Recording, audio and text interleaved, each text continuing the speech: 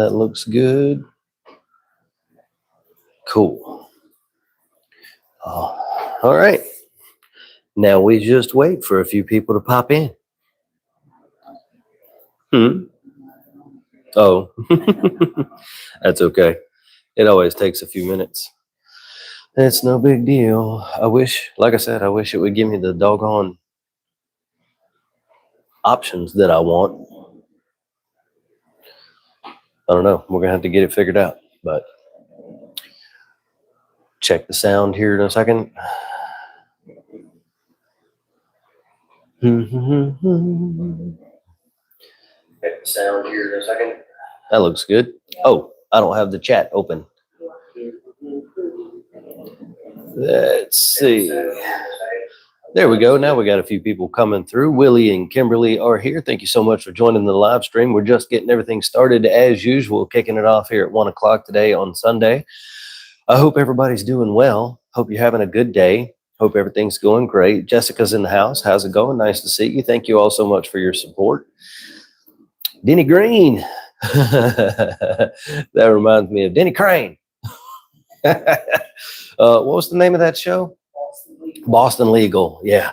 What's going on? Ryan, hey, how's it going, man? Nice to see you. Got the coffee on. Going to be having that here in just a few minutes and get this thing going. So, yeah. What's going on with you guys' tanks?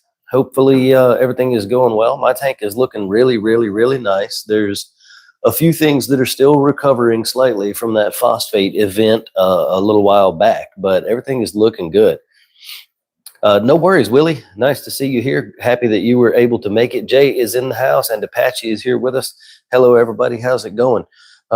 If you have any questions about reef keeping, let me know. We'll answer those here in the live stream. I just put a nori clip down here, which is kind of blurry to you, but trying to see if I can get my lawnmower Blenny to pick at that a little bit. He is getting kind of thin because there's not a lot of natural algae growing in the main display, which is good, but not good for him. So I may actually have to try to do some other things to get him some adequate food. He doesn't pick at the pellets and stuff like that. So I put the nori clip in there. I haven't been using it to keep down with the phosphates and nitrates and stuff, but I might have to start putting it back in there for him.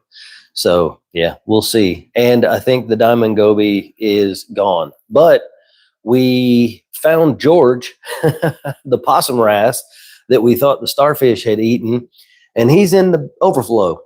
So it's possible that the diamond goby and also that other firefish that we're missing could be in there as well, because the overflow is not covered. It's going to be covered here real soon. Retep, what's going on, man? Nice to see you.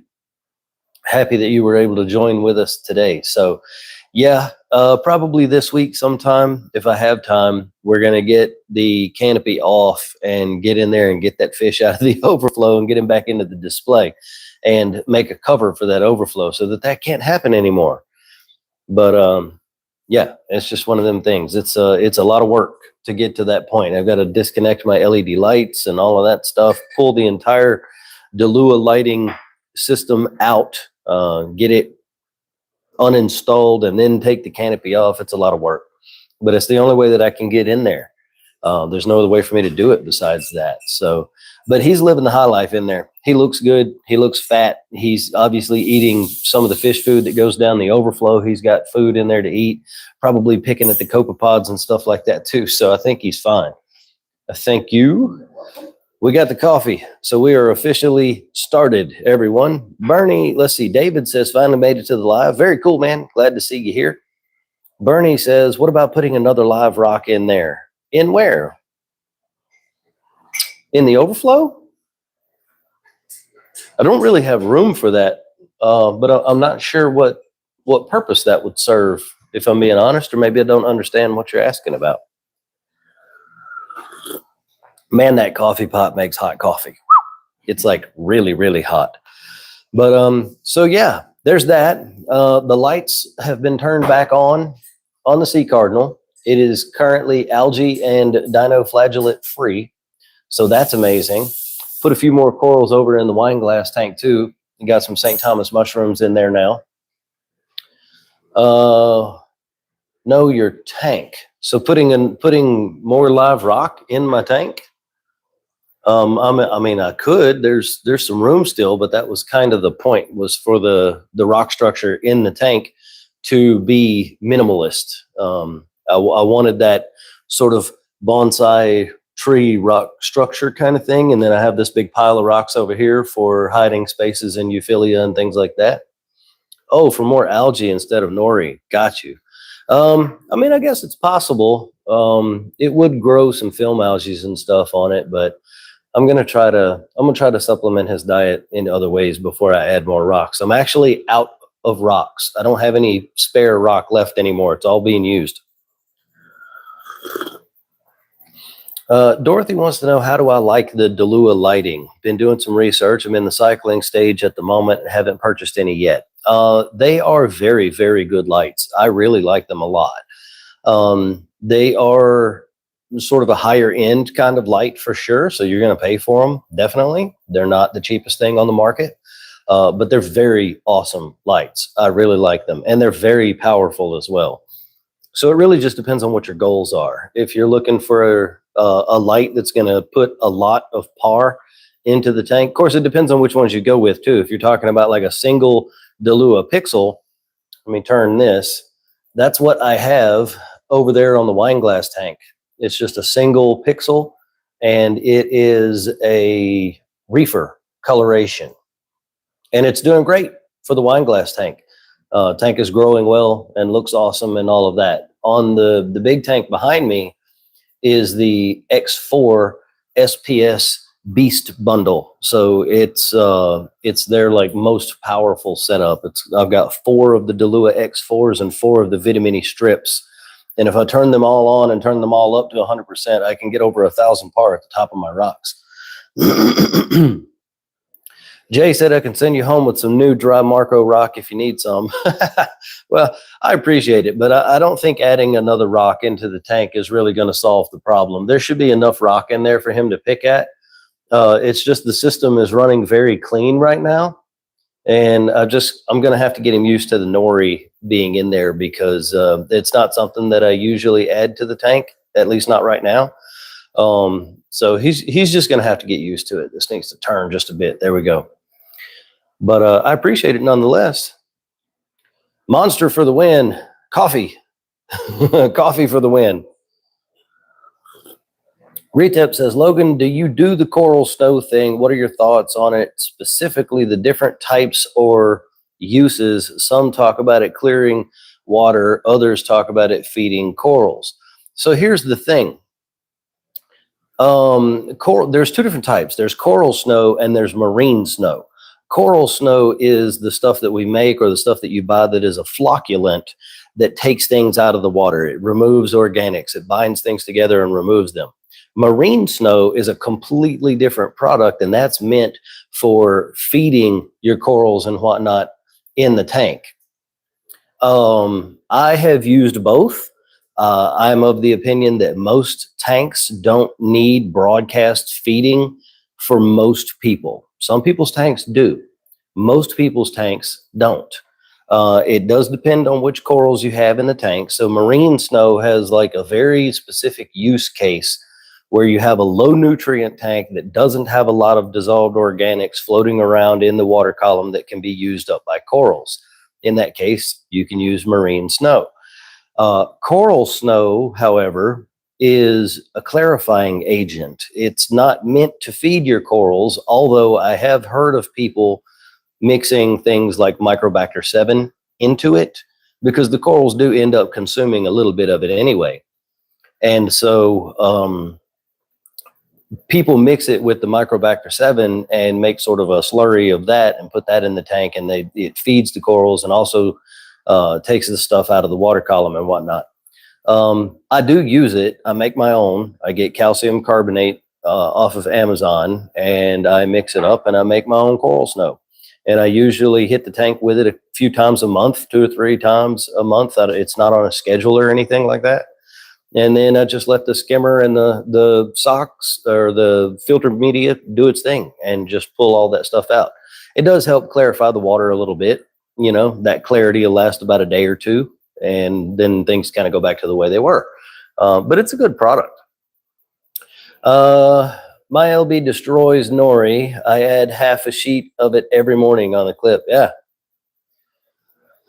It's good stuff. I think he'll probably get used to it, but he's a little bit skittish. But so like right now, all the other fish have gotten their fill and there's about half a sheet left in there and they've kind of moved on. So I'm hoping that he will find it and go to munching on it and whatnot. That would be ideal. Sean says, I wanted to thank you for the suggestion of visiting Coral Connection. Amazing place and left with my first corals. Appreciate the advice. Very cool. It is an interesting place for sure. And that big tank on the back wall has been running for something crazy amount of time, like 30 years or something like that.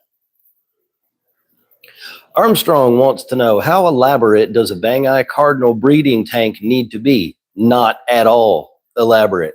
It's something that I wanted to get into, maybe kind of still do at some point.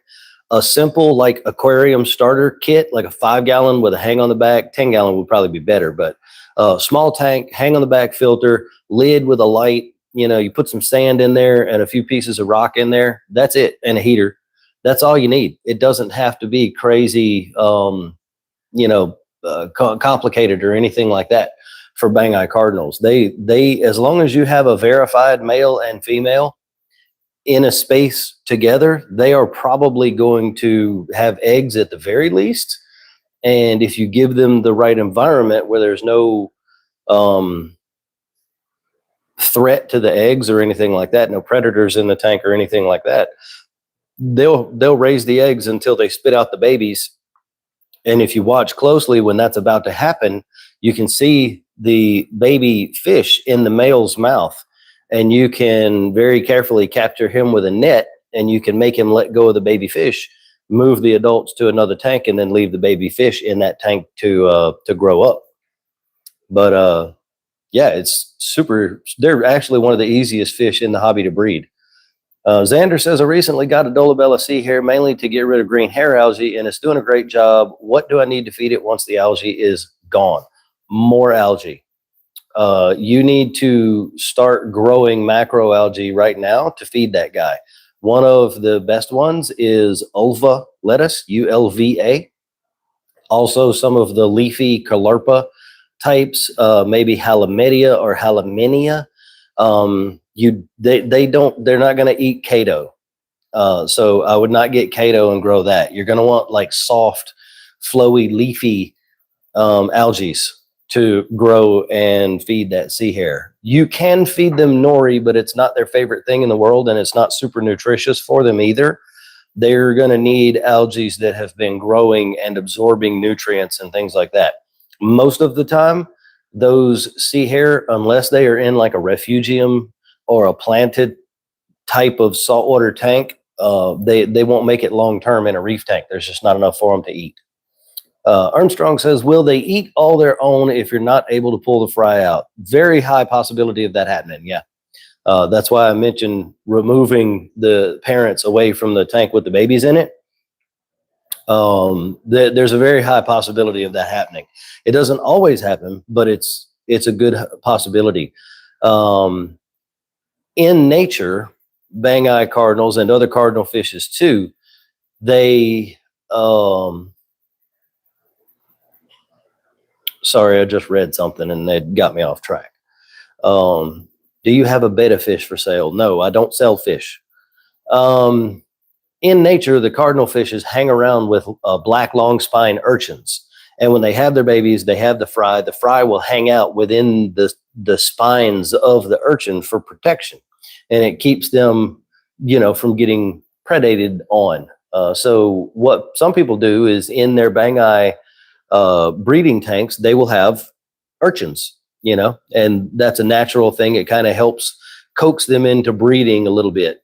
What I have done and other people have done before is make fake urchins with like zip ties or, various different methods of making just a fake urchin and have it in the tank, give them that look, of a spiny urchin, and it can spur them into breeding and give the babies a place to hide. Rose says, hello from Mississippi. Bought my tank yesterday, buying one piece of equipment at a time. Have been watching the videos, enjoying watching. Thanks for helping. Well, thank you so much for being here, and thank you so much for being a YouTube channel member. It means an absolute ton to us that you're willing to support in that way. Denny wants to know if a lawnmower blenny would play nice with a Watchman or pistol shrimp. It's going to depend on the individual fish. Sometimes individual fish can be mean to other fish. Sometimes it doesn't happen that way. It just depends on the individual. Those fish kind of inhabit the same zone of the aquarium, but as long as they're not fighting over the same territory, they should be okay. All right. We got 42 people hanging out in here. And what I would like for all of you guys to do is smash the like button a couple times. If you have not already subscribed to the channel, please do that. Those are all green flag signals that will send a notification out to YouTube that you guys are enjoying the stream. And it'll help get some more people in here. Nope, he still hasn't found it. As a matter of fact, I don't even see him right now. The lawnmower blenny. He must be hiding for some reason. Anyway. But so the next thing that's going to happen to the tank, my tank, is it has begun a predictable consumption of calcium, magnesium, and alkalinity. So in addition to the trace element program that I'm already on from Triton, I'm going to be adding another Triton program called Core 7 Flex. And that's a dosing program. It's a 2, 3, or 4-part dosing program. However you mix it, I'm going to do 4 parts. And it had, 4 dosing heads, 4 containers. And I'm going to use that to replenish my 3 main things. The magnesium component of that program, the Core 7 Flex program, has trace elements in it that are designed to help algae grow in a macroalgae refugium, because that is what the Triton methodology of reef keeping is based on. You have a big macroalgae refugium in the Triton method system of reef keeping. And I've got that 40 breeder on behind on the wall back there. And so I'm going to be adding Triton Core 7. I'm going to have a video coming out about that here real soon. Working on a couple of other projects too, but that's the next big change for the tank. I thought that my tank had been running at low pH, like 7.7, 7.8, something like that. Turns out I had a bad test kit. My Saltwater test kit was no good. It wasn't reading properly. I got a brand new one in today. And it didn't make sense because the kind of growth that I'm getting from my Acropora is not low pH type of growth. In fact, it's high pH type of growth. Like, these things are cooking. And so I got a new Saltwater test kit, and I checked it right before the stream, and my pH is 8.5, not 7.7. So that makes more sense because I'm running a CO2 scrubber and a big skimmer. It's on recirculation, and it's using up the media. So I know that it's absorbing the carbon dioxide. And the growth that I was seeing was just not, indicative that I had low pH. And so glad to have that figured out, because that was bugging me for a little while. I'm like, how can I increase the pH when I'm doing all the things that we normally do to increase the pH, including dosing alkalinity? And so, yeah, nice to figure it out that my pH is actually pretty good. I'm very happy with like 8.5. Nice to see you, Weld. You're still fighting the dinos? Yeah, that sucks. That can sometimes be a very long fight. Sean says, my lawnmower blenny is very picky on foods, but love Mermaid's Delight. I'm guessing because of the blend of algae and seaweed. Probably. Yeah, the pellets that I use are a blend. There he is. I see him now. Maybe he'll make his way over there to the nori clip. But yeah, it's I've tried a bunch of different foods, and like, he'll pick at mysis and brine and stuff, but he just won't eat really heavily. And so going to try a few different things and hopefully see if we can get him back to where he needs to be. The Jakes is in the house. What's up, man? Nice to see you here. Tonight I'm building the canopy for my tank, busy with the framework. Cool. I always like a good DIY project like that. If you guys didn't know, and if you're interested, I have another YouTube channel. It's called Reef Rookies Goes Fishing. And I'm currently restoring my grandfather's Mercury 20 horsepower outboard. So if you like that kind of thing, you can go check that out if you want to. It's just another form of content from me. Repec says, I'm fighting high nutrients and now high DKH for some reason. Might be the HANA reagent needs replacement. Could be. The HANA alkalinity checker is easy to use, but if the reagents are not good, then you're definitely going to get, weird results. But it could be that. It could be something going on with the tank. It's really hard to know without knowing all of the details about the tank, The Jakes is DIY all of my tank Peninsula build. How big? What size is the tank? I'd like to know. Love a good Peninsula tank. Those are always super nice. Oh, my wife is motioning to me right now where we could put a Peninsula tank in our house. And yeah, I don't know. We can't have any more tanks right now. I don't think not any more that I am going to have to maintain. Joe says, do you or can you make Nava Reef 135 shades? I did not see them on your website. Well, I've got good news for you, my friend. I have what I think I have finished the final design for the shade for that light. I have to print the test shade now. It's time for me to do that, but all my printers are running with orders from my Etsy store. But as soon as I get a break, I'm going to print it. Hopefully this is the final design, and then it will be on the Etsy store as well. I would imagine you're probably going to see that shade pop up on the store within the next week, at the latest the next 2 weeks, but it's probably going to be sooner rather than later. And actually, I have a Nava Reef 135, brand new one here that I'm using to make that shade with. I'm going to hook the light up after I get the shade made and all that, run it on my Refugium for a while, see what I think about it, get to know it. I'm going to do a review video on it. And then we're going to give that light and that light shade away to one of you guys. I don't remember the details of how we're going to do that, but we'll let you know. Yeah, we're going to be giving those away. So, was today the Pop Bloom? Next week during the live stream, we're going to be giving away the Pop Bloom RL15 that I just made a video with here recently. And how do we enter? Anyone who is subscribed to the website. Yes. That's where we're pulling the pool. Right. So with the Pop Bloom, anyone who is subscribed to the website, reefrookies.com, go all the way to the bottom, put your email in. You don't have to pay anything. It's totally free. You can pay things if you would like to support the mission. But yeah, do that. And we're pulling the names for the entry to win the Pop Bloom RL 115 from the list of people who have subscribed at that email block on the website. The night crew is going to be a little bit different than that, but we'll let you know how to do that. Armstrong says our project today is acid bath and then the bleach process. Been there, done that. Just make sure you protect yourself. Always add acid to water. Never add water to acid. Let's see, using Aquaforest reef salt, which should mix to 8 to 9 DKH. Yeah.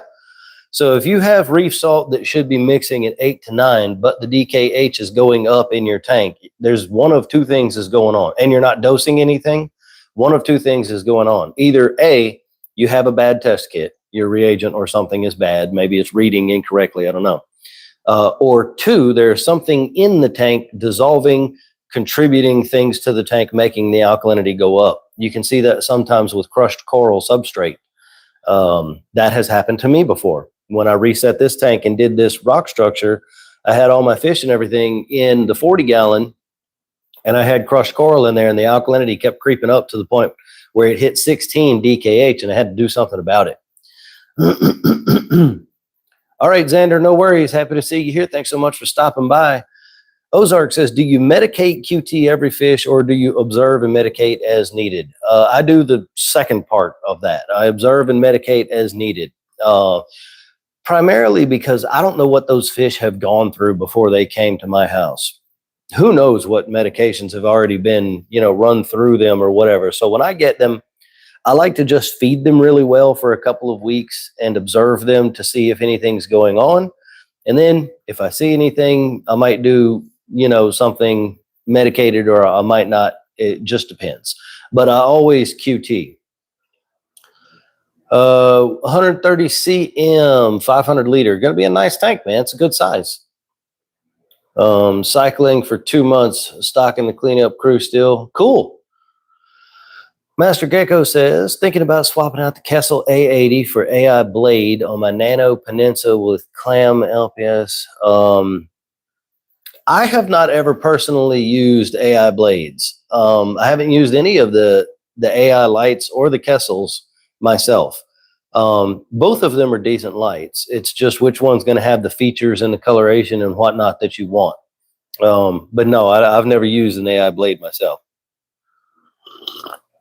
They tend to be a little bit low on power. So most of the time when people are running those lights, the blades, they have to run more than you would think, But yeah, I've never used one myself. Weld says, I ended up getting a 5-watt UV sterilizer, still dosing the neophos neonitrate, brushing the dinos off the rock, took out my filter floss trying to get the UV. That UV might do some work, but at only 5 watts, I don't know if it's going to do a whole lot for you. And really, it depends on which species of dinos it is, So hopefully it'll help, though. Jake's got a pincushion urchin. Love those. I've got two of I've got 2 of those white ones in my tank behind me. Ever think of doing a 3D printing and designing channel for beginners? Nope. That is not something that I have ever considered doing. As far as the 3D printing thing goes, like, I know how to use the program enough to accomplish the goals that I need with my own 3D printing, but I'm still very much in the learning phase. Like, there's these over here on this aquarium, that bottle ATO that I have that's designed and working on this, it took me like at least a month, maybe more than a month, to figure out the design for the bolts that hold that thing on, because I'm 3D printing the bolts as well. So there's threads and there's clearances and tolerances and all that. And it took me like a month to get that thing figured out where it would actually work how I wanted it to work. So I am not an expert in designing things, but I can usually get the idea from my head to the screen, but I don't know how I would tell other people to do that. So yeah, it's a thing. Let's see. 6 months ago today for me, finally beat dinos. Okay. Just hope they stay away. How long before add new sand to replace? Oh, you can start adding the new sand now. It'll be fine. Hi, by the way. Yeah, you could start putting in and replacing some of the sand now. I would use something like, number one, depending on the size of the tank, if you can get live sand from the ocean, that's what I would use. So from like Tampa Bay Saltwater, Florida Pets, Gulf Live Rock, Marco Rocks, if you could get 40 pounds of sand or however much it is that you need from them and use that, that's what I would use. If you can't do that, then I would get Carib Sea special grade or Ocean Direct, and I would use that to put it back to the level that you want it. And then I would get a small container of live sand from one of those places that I was just talking about and put that in the tank as well. Sand, water, everything that comes in that container, just in the tank. That is probably the only time that I will ever tell you to add someone else's water to your tank, is when you get that sand.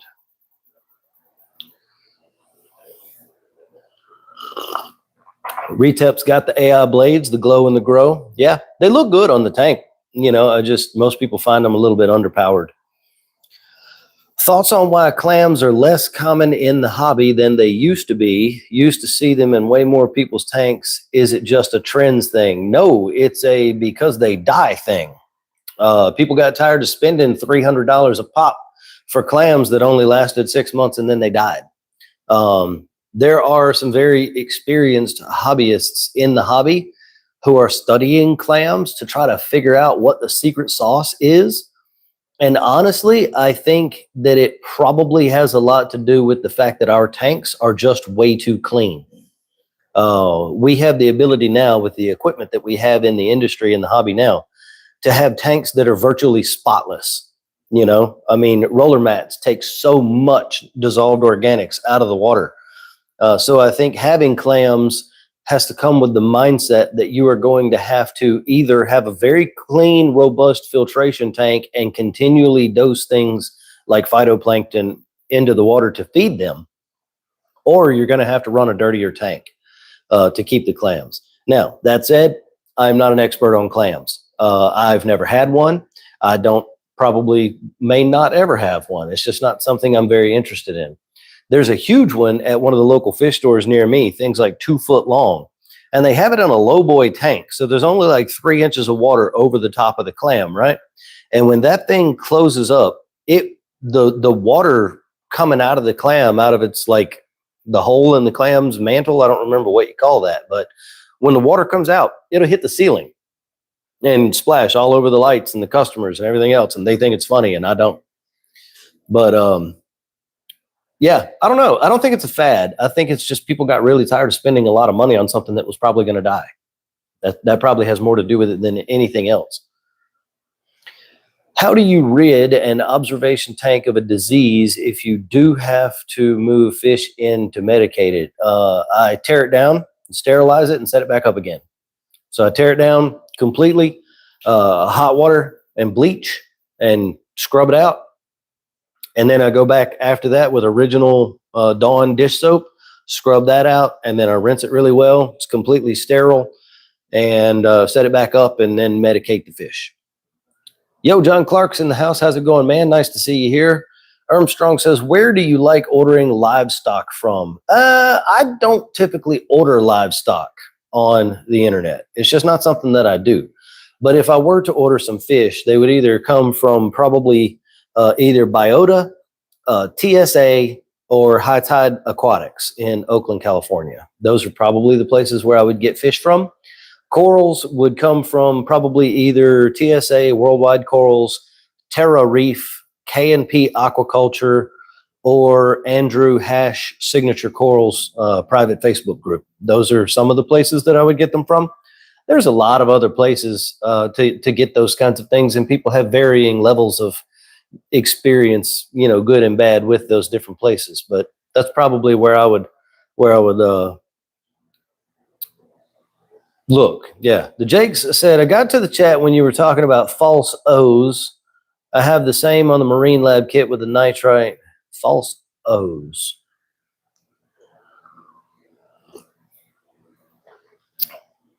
I had the same on the Marine Lab kit with the nitrite. 0.25 keeps showing up after 6 months with nitrate at 20. It may just be a really sensitive. I got you. Yeah. It may just be a really sensitive test kit. Some of them are like that, you know? So, and sometimes other things in the water can make them pick up stuff too. So you just have to look at the tank. You know, nitrite are not toxic in saltwater aquaria in the marine environment until they're in like many hundreds, if not thousands of ppm. So like 0.25 is nothing. It's not even something that I would be worried about. I worry about it so little to the point that I never test for it. I just don't. Now, if you're in the nitrogen cycle, then yeah, you know, I would test for it. But after that, not tested for it at all. Weld says, my turbo snails seem to love dinos. I'm not sure about that. I think class have... Oh, I think you meant clams have like 200 eyes or something, or scallops, one of those. I think that would be scallops. I'm not sure that would be clams, but yeah.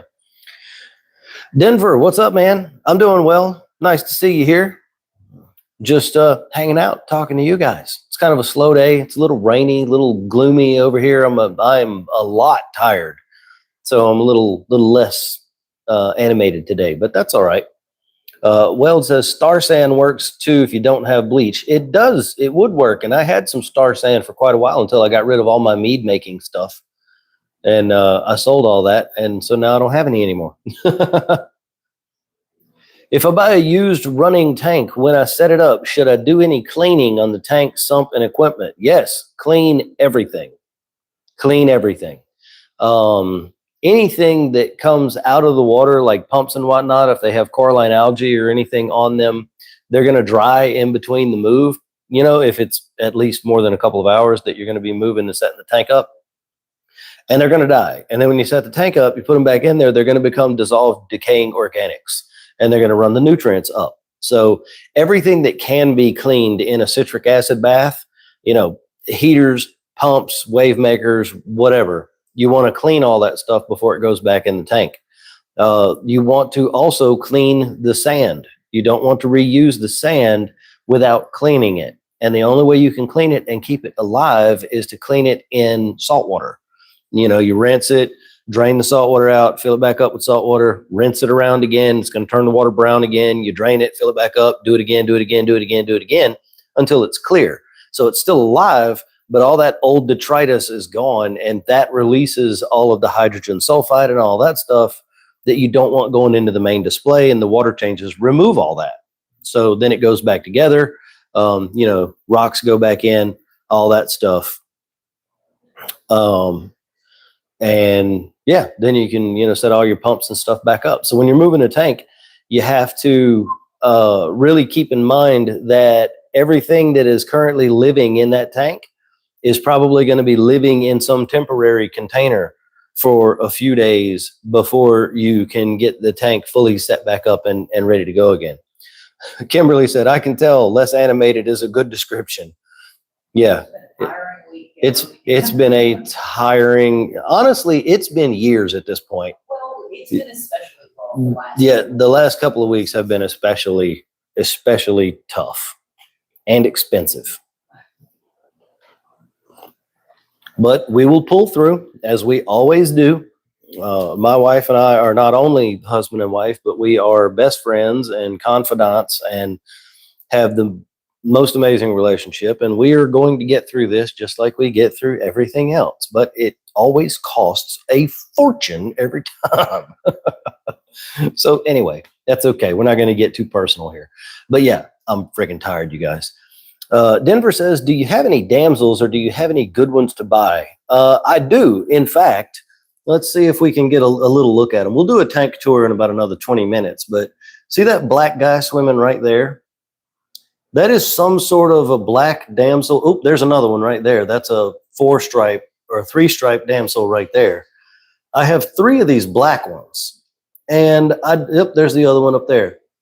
I still don't know exactly what species of fish these are, primarily because I've quit looking. I don't care anymore. But yeah, they are. I've got 3 black damsels and the 3-stripe. Now, my damsels seem to be somewhat okay, but I think the black ones are closer to the chromis side of things than they are the damsel side of things. Just like clownfish are damsels, but they're kind of far away from what we would call a damsel. But mine are pretty good. They get a little pissy sometimes, and they'll chase each other around a bit, but it's usually not too much of a problem. But generally speaking, no, I would not recommend getting damsels for anybody. I did because I like them, and they were initially planned for a totally different scenario than the one that they find themselves in right now. But that's where they ended up. And so far, you know, fingers crossed, it's been okay. But yeah, Stephanie says, cycle is done and I have 2 clowns and a scooter blenny in my tank now, probably about 2.5 weeks. I'm starting to see light brown algae. Is this most likely diatoms or dinos? Most likely it's diatoms. That's normal for the ugly phase. It's probably not dinos, but it's not impossible. So just keep an eye on them. Take some pictures. If they get stringy or start showing bubbles or things like that, then it could be the dinoflagellates, and you might have to do something about it. Create a highlight. Now, the second thing is you said you have a scooter blenny. So there's a couple of things here. Number one, it's interesting that people call them that because they're actually not a blenny at all. They're a dragonette, just like a mandarin dragonette or a green spot dragonette or any of those. It is a red dragonette. but people call them blennies for some reason. And I don't know why. I don't know when that got started, but they have the same nutrition requirements as other dragonettes. So you are going to want to, if you're not already, and you might be, because you may have done your research and you might know this, but I figured I would tell everybody. You probably want to get some live copepods from somewhere and begin putting live copepods in the tank for these guys. Now, yours may also eat frozen food or little tiny pellets. Some of them will, but most of their subsistence comes from live copepods. So there's a bunch of different places to get some. One of the places that I recommend is Bulldog Reef, DAWG. Code RRWL15 gets you 15% off of your order. And they also give 30% off, I believe, to like first responders, police, fire, nurses, to people like that. The essential workers, I think is what you would say. Anyway, so Bulldog Reef is pretty good. Dinkins Aquatics, Podyer Reef, Algae Barn, K&P Aquaculture. Those would be my go-tos. Those would be the places I would look at first. So if you don't have pods going in the tank, you definitely want to do that for that red dragonette.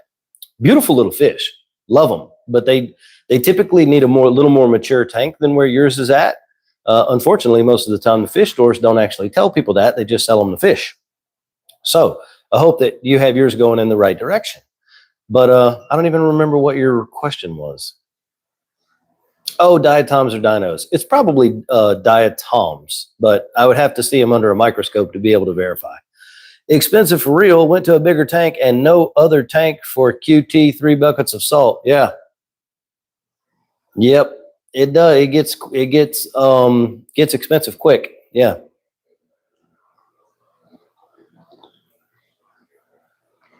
Kristen says, can you talk about keeping a yellow tang and a powder blue tang together? Can it be done? Yes, it absolutely can be done. I have done it myself, and so have many, many, many other people. One of the best things that you can do for tangs like that when you get them is to get them about the same size and all at the same time. But if you can't do that, most people can't drop $2,000 or $3,000 on fish, to get all the tangs they want all of a sudden. You introduce them one at a time in an acclimation box, and they spend 2 weeks in that acclimation box before they're released into the main display. Highlight. So that's one of the best ways that you can introduce a new tang to an existing tank like mine. Like I had that powder brown that I was quarantining a couple weeks ago, a month ago or so, whatever it was. It didn't make it, unfortunately. It had uronema. So there was nothing that I could do anyway. I could have gave it the best QT protocol on the planet. It wasn't going to survive. But it was going to go on this tank in a hang-on acclimation box for 2 weeks, because an acrylic one. Because fish, when the acrylic is in the water, the fish can't see the acrylic. They see straight through it. So they can see each other. They can smell each other. When you feed the tank, you can get them all feeding together around that same area so that they figure out that they're not a threat to one another. And you will increase the success of introducing a new tang to an established tank by like a huge amount if you do that.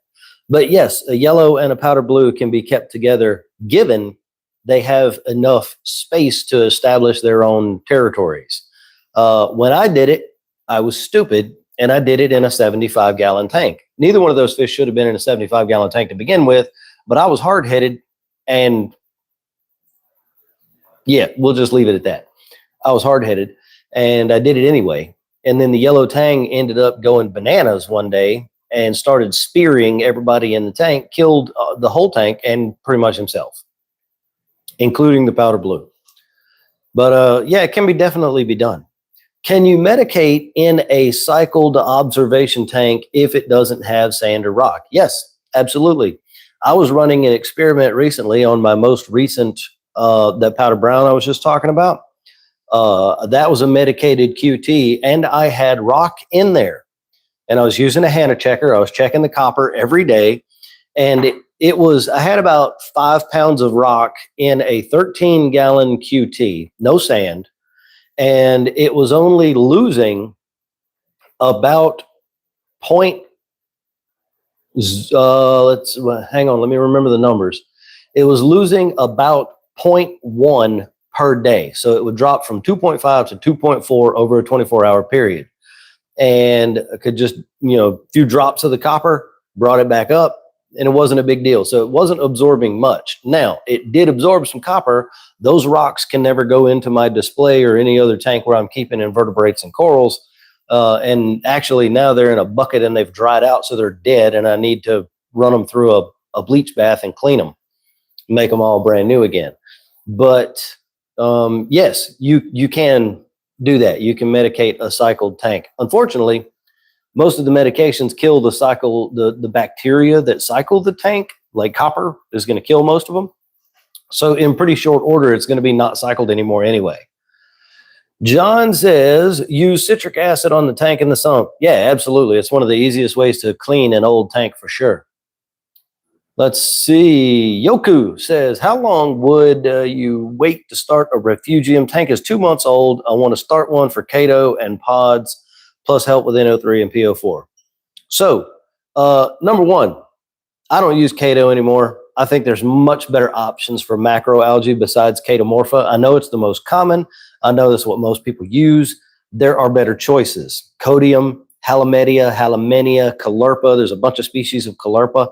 Yes, some of them can go sexual, but when they do, they're going to release their spores. The tank's going to turn cloudy for a day. The next day, it's going to be fine. It's not a big deal. As long as you have herbivores in the tank, you're never going to have an outbreak of any kind. With that being said, 2 months is a little soon. I usually would wait till about 6 months before I started introducing macroalgae. You want the tank to get to a point where it has sustainable nitrate and phosphate, and it's not up and it's not down and all of that. It's building the ecosystem. I did not introduce macroalgae to the tank behind me until the 6 or 7 month mark, something like that. www.themacrolady.com is where I get all my macro stuff from. There are others. That is my favorite. I can't look anywhere in my tank without seeing pods. That is a good problem to have. Stephanie says, thank you. I did not know that about the scooters. Thankfully, because of your channel, I started adding copepods right after the cycle. That's what I'm talking about. Thank you so much for listening to the advice that I have spent years building for you guys. It means a lot. It really does. Stand by. You okay? Yeah. Okay, I'm just checking. Yeah, we're both kind of in a lull today. Sun's trying to poke out though. Yeah, I think it's the weather. It's terrible. I mean, the weather's not bad. It's just dreary. It's just dreary. Yeah, it was dreary all morning. But yeah, anyway, what was I talking about? Scooter blennies, cool fish. If you get a male and female pair, if your tank is big enough for that, they will do mating dances and stuff, as long as they're happy. Love the channel, man. Any tips on getting a lionfish to eat frozen foods? I feel like I have tried everything. No.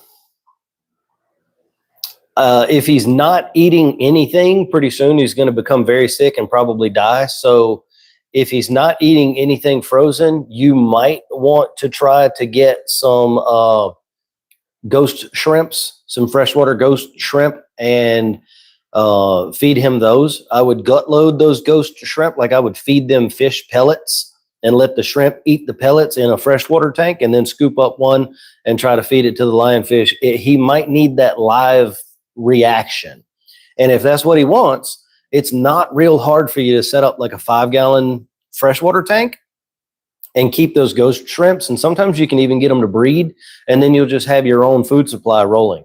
And you can put fish pellets down in there, let them eat the pellets. They eat that, then you feed the lionfish with the shrimp, and the fish gets the pellets from the shrimp, and Bob's your uncle. You see where I'm going with that? But yeah, sometimes they just won't take frozen. And I don't really know why.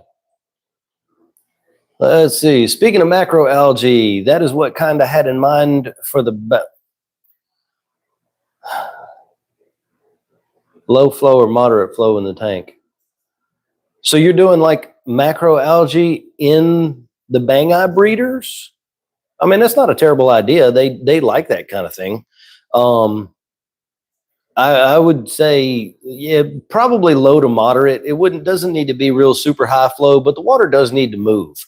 But as long as they can kind of maintain, without really swimming hard against it, it's going to be okay. Now, when the babies hatch, they pretty much need to be in like a lower flow environment. So you don't want the flow to be too heavy for those guys. You might have to turn it down. I would definitely run adjustable flow devices, and I would not use wave makers in there. I would use what my plan is to get small all-in-one tanks.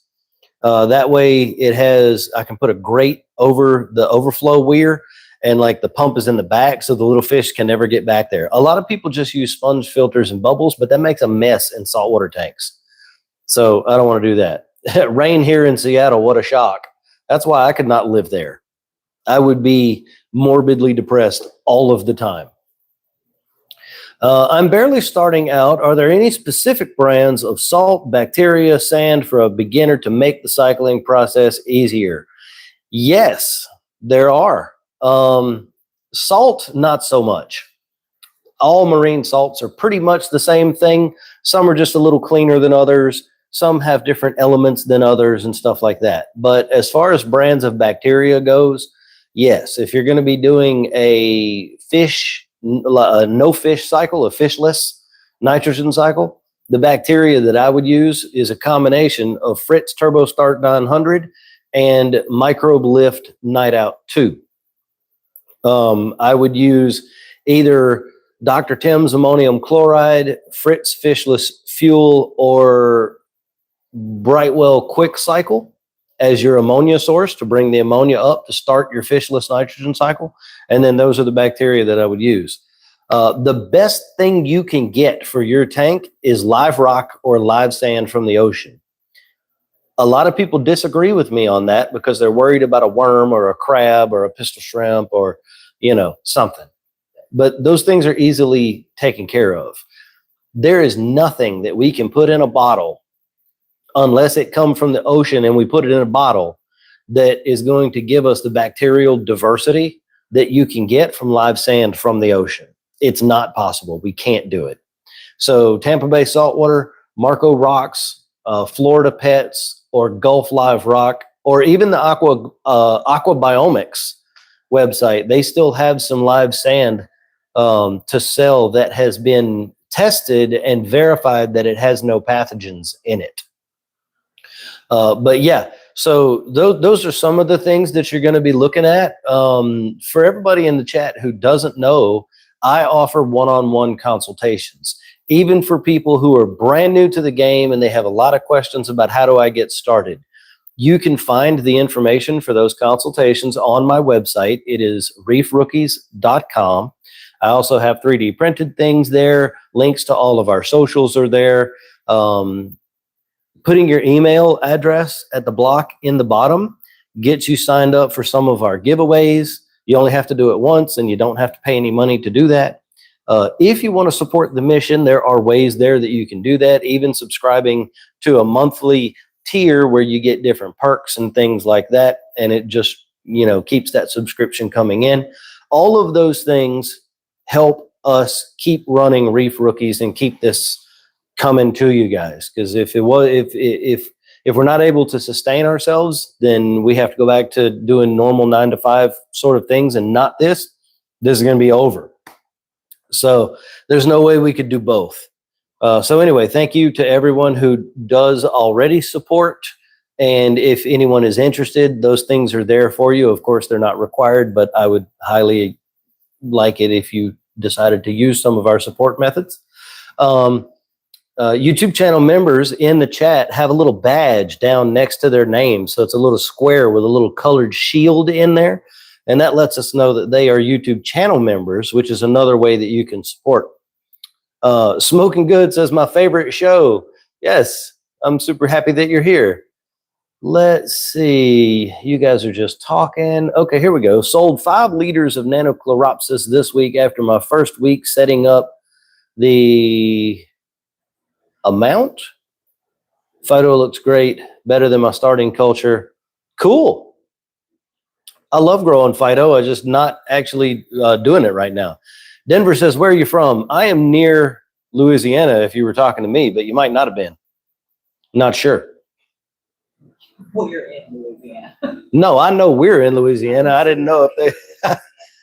No, I thought I said near New Orleans. Am I that tired? Oh my gosh. Okay. The Jakes is in South Africa. Very cool. Rock and die Antword. I have no idea what that string of words means. Might take you up on a consult soon if I can't get rid of the issue. Cool. Thanks for the emails. No worries. Happy to help you out with those things. I don't remember what we were talking about because I get so much coming through, but it's okay. Do you have any experience with the bottles of live purple and pink coralline algae? Yes, I do. I have used both the pink and the purple. And for those of you who don't know, it's called Pink Helix and Purple Helix. You can get it on Amazon, among other places. And it is live coralline algae spores. It's not actually coralline algae in the bottle. It's spores, right? So I used it in this tank. And I think that it did a good job. But it does take a stable tank, and it also takes 8 to 12. Oh, baby. Oh, you already sat down. Thank you. You want me to do, or you want me to cover up? Just add to that. Okay. A little bit more of the, yeah. It does take like 8 to maybe 10 or 12 weeks for things to really start showing up. But once they begin showing up, they kind of just show up everywhere all at the same time. So yeah, it absolutely does do the job. It works. Yeah. Weld says they make bottles of coralline algae. Yes, they do. One of the easiest ways to get it, though, is to just go to a fish store or go to a friend's house who has a tank and get a snail or a hermit crab or something that has it on the shell. Keep it wet the entire time. Don't expose it to air because that kills the coralline. And when you get it back to your house, take a sharp metal object like a butter knife or something like that, clean it, obviously, and then just scrape that coralline off into the water, underwater in the tank, and just let it go where it goes. And you can seed your tank that way. You can seed your tank just by putting it in the tank. But if you scrape it up, scrape it off of the shell of whatever that is, it spreads a whole lot faster. And as a matter of fact, I'm not going to say what the thought was that I just had. I'm going to keep that to myself because that's a business opportunity, and I'm not going to tell anybody because somebody else will do it before I can do it. So I'm going to hang on to that one. Let's see. They make bottles going to 13 Tat. Biker, former. I have always rode motorcycles my whole life. I've had several. I've gotten rid of them all at this point because I've had 2 back surgeries, got metal in my back, and can't do that. If you're talking about the 13 that's on this arm, that tattoo is for my grandfather, and he was in the Navy, and he was down around the Horn of South America and met Sailor Jerry somewhere, not actually sure where. And he got a legit tattoo from the Sailor Jerry, which if you guys don't know who that is, it's like he was a tattoo icon. And it was a black cat standing on top of the number 13, which was always his football number in high school when he played high school ball. So he had that on his arm, kind of right about this area here, you know, black cat with the number 13. He passed away. So I wanted something like that, but different. And this is an Ed Hardy design, not a Sailor Jerry design, but it makes me remember my grandfather, and it's a nice looking tattoo, I think. So that's what that's for. But no, even when I was a biker, I was never part of any clubs or groups or anything like that. I actually just used my bike for transportation. It wasn't a club thing to me, you know, but that's cool. No problem with it or whatever. Livingston, LA here. Love the group. Thanks for what you do. Appreciate you being here. Thank you. So, hey, never mind. Thought of something else. Let's see. Use the whole bottle. Yeah. Remind me, what are the benefits of coralline? So they themselves, well, they do too. That's actually not true. So coralline algae is alive. It is a calcium-based sort of encrusting algae, right? And so anywhere that stuff grows, nuisance algae cannot grow. Nuisance algae doesn't grow on living things. So the more we get our rocks and our tank covered in coralline, the less space there is for nuisance algae to ever become a problem. That is really their only benefit, I guess you would say, unless you have animals in your tank like chitons or urchins. Then they kind of also feed those animals because they will eat the coralline algae off of the rocks and digest the living parts of that, and then the rest becomes sand. But other than that, there really isn't any benefit to having it in the tank, but it is sort of an indicator of a tank that is stable and maturing and reaching a happy place. So once you start seeing coralline algae show up, you know that the tank is getting to a spot where it's going to be pretty happy in that spot. Any good tank that's been running for a pretty long time, as long as at some point coralline algae was introduced to the tank, you will probably see it happening. Now, it might not go crazy until you begin having to supplement your two-part, your alkalinity, because it sucks up alkalinity and calcium. And if that stuff's not being readily replenished, then it doesn't really have what it needs to grow. So I fully expect, because I have coralline algae popping up all over this tank, as soon as I start putting the Core 7 from Triton to it, because right now I'm just using soda ash. Once I start putting the Core 7 with a two-part alkalinity supplement in this tank, the coralline's probably going to go crazy. It's going to explode. And we were talking about it earlier. It's kind of like teaching a kid to walk or teaching them to talk. Like, it's so fun getting it to that point. And then once you teach them how, you can't get them to shut up or sit down. Coralline algae is kind of the same way. Like, you want to see it, you want to get the tank there, and then you do, and then you're having to scrape it off every week, and you're like, I hate this stuff. So, it's one of those things. But Jessica said, since I'm a Coral Beauty subscriber on the website, do I have to do it here too? No, absolutely not. No, the same thing, the same benefits come to the members on the website and also on YouTube. It's sort of offering the same thing in two places. You don't have to do both. I got you, Gramps. No worries. Yeah, I was never in any kind of clubs or anything. I mean, I rode with a few different people, but nothing official. Oh, you already answered that. Thank you. Weld says, anything cool happened with Redbeard's Reef the past week? Yeah, we found George. So the possum wrasse that has been missing, that we thought the red brittle starfish ate, he's in the overflow. So I got to take the whole canopy and the lights and everything off so I can get him out of the overflow. That and the Core 7 from Triton arrived. So I'm going to have my 4-part dosing solution set up in the next week or so. Probably start working on that Tuesday. Denver says, what kind of fish are good for cycling a tank? Okay, so let me get on my soapbox here for just a little bit. I don't recommend fish in nitrogen cycles anymore. I think that we have progressed in the hobby past the point of cycling a tank with fish, because any exposure to ammonia, any level of ammonia, is damaging to the fish, other than like a trace amount, right? And to cycle a tank with fish, we have to keep that tank at sort of like 0.25 ammonia or something like that. In my personal opinion, that is potentially damaging and harmful to the fish.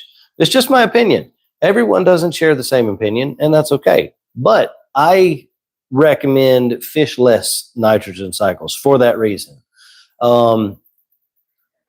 Because of that sort of opinion, I really don't have a fish that I would recommend for cycling the aquarium. A lot of people say chromis. I think that is the most wrong decision that you could possibly tell a new reef keeper of a fish to cycle their tank with, because that fish comes with uranema more than any other fish in the hobby. And if you get uranema into your tank, you have to tear the tank down and sterilize it to get rid of that pathogen. You cannot do it any other way. Other than running so much chloroquine phosphate, it crashes the tank. So I would not ever recommend anybody tell anybody that a chromis is a good fish to do that with. Some people say damsels, you put them in the tank, they're super hardy, they cycle the tank, then you have to catch the thing and get rid of it because they can be pretty mean, depending on which damsels are in the tank. Oh, we're just past an hour. It's time for a tank tour. We'll do that in a second. A lot of people use clownfish as well, you know, but I don't know. It's I just don't think that we have to do that anymore. We can do a fishless nitrogen cycle with no fish, especially if we use live rock or live sand, like real live rock, not life rock. That's a whole different thing with an F. I'm talking about live rock with a V from the ocean or another running system. We can instantly cycle a tank almost immediately. You could set it up with live rock. It's going to cost you more money, but you could set it up with live rock or live sand, and you could literally have fish in the tank the next day, cycled, running. You don't. There's no reason to do it with fish anymore. That's just my little soapbox. Let's see. Just got back into saltwater after 14 years. Used to have a 350-gallon all automated. This one's a 33-gallon AIO, and I'm going mostly manual. Easier to catch issues. I agree. Especially on a 33-gallon. I am losing the war with dinos. Blackouts, bacteria didn't work, and after using UV, nothing else left to do than nuke the tank. Have you identified the species of dinoflagellate that you have with a microscope? Answer me that. Armstrong says, can we add the coralline in a bottle right to the brute can while curing live rock? I mean, you could. You could, but you're talking about having to leave it in there for a very long time before you start seeing anything. And coralline needs light to grow. So if you're doing a dark cure, I wouldn't put it in there. I think you'd be wasting your money if you did that. Bortho says, good morning from Australia. Love all your help, Logan. Keep it up. Thank you so much for stopping by. Your coffee looks extra black. It's actually not. It's kind of brown. There's some brown to it because there's caramel flavoring in it, but that's it. Weld says, I used a tiny piece of cooked shrimp. Live rock and bacteria seem to happen almost overnight from a nano. Cool. All right, I'm going to take a little voice break, walk over here, set my coffee down, grab my clippy, and we'll take a look at the tank and see how things are looking. There is something interesting happening in the tank right now.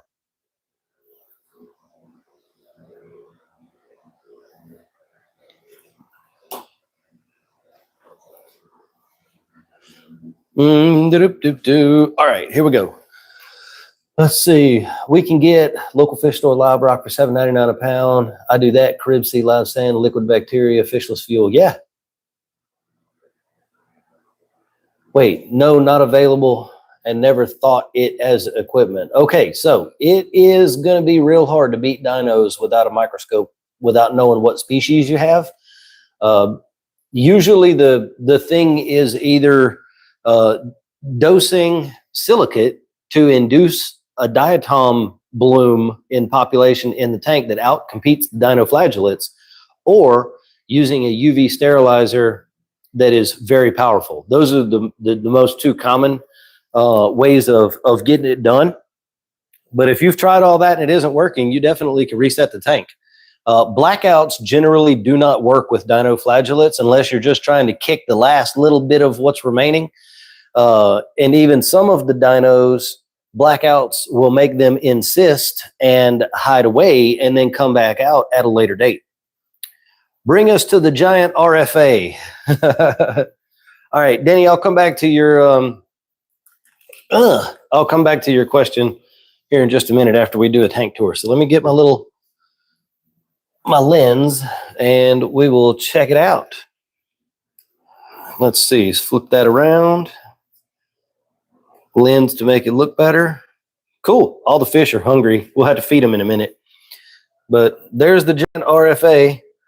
Yo, Bortho dropped a super chat. Tank tour. Thank you so much, man. I really appreciate that. Those help tremendously. Yeah, so all the fish are looking super good. This guy's a camera hog. He likes to be in the front. There's the ones that I don't know what the species of them are. There's another one up here. Yep. Everything's looking super good. Bang eye cardinal fish. But yeah, that's the I can't even give you a real true sort of grasp on how big that thing is. I mean, it's huge. Some more rock flowers on this side.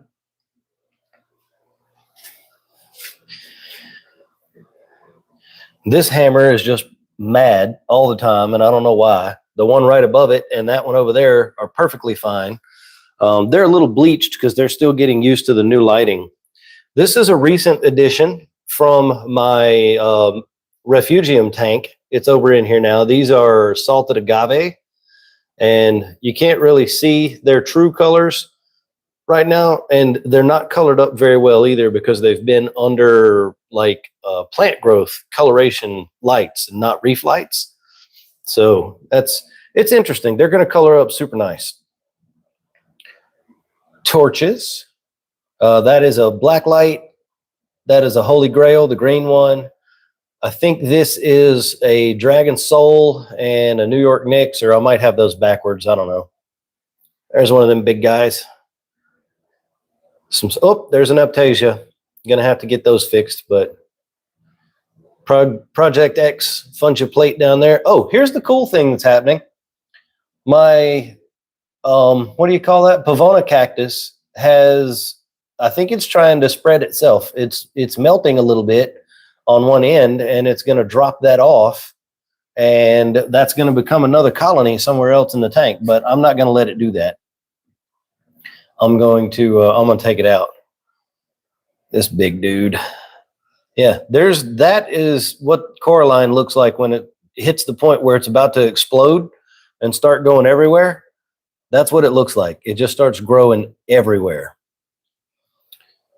Big Galaxia coral there. Love that thing. And then we got some Duncans,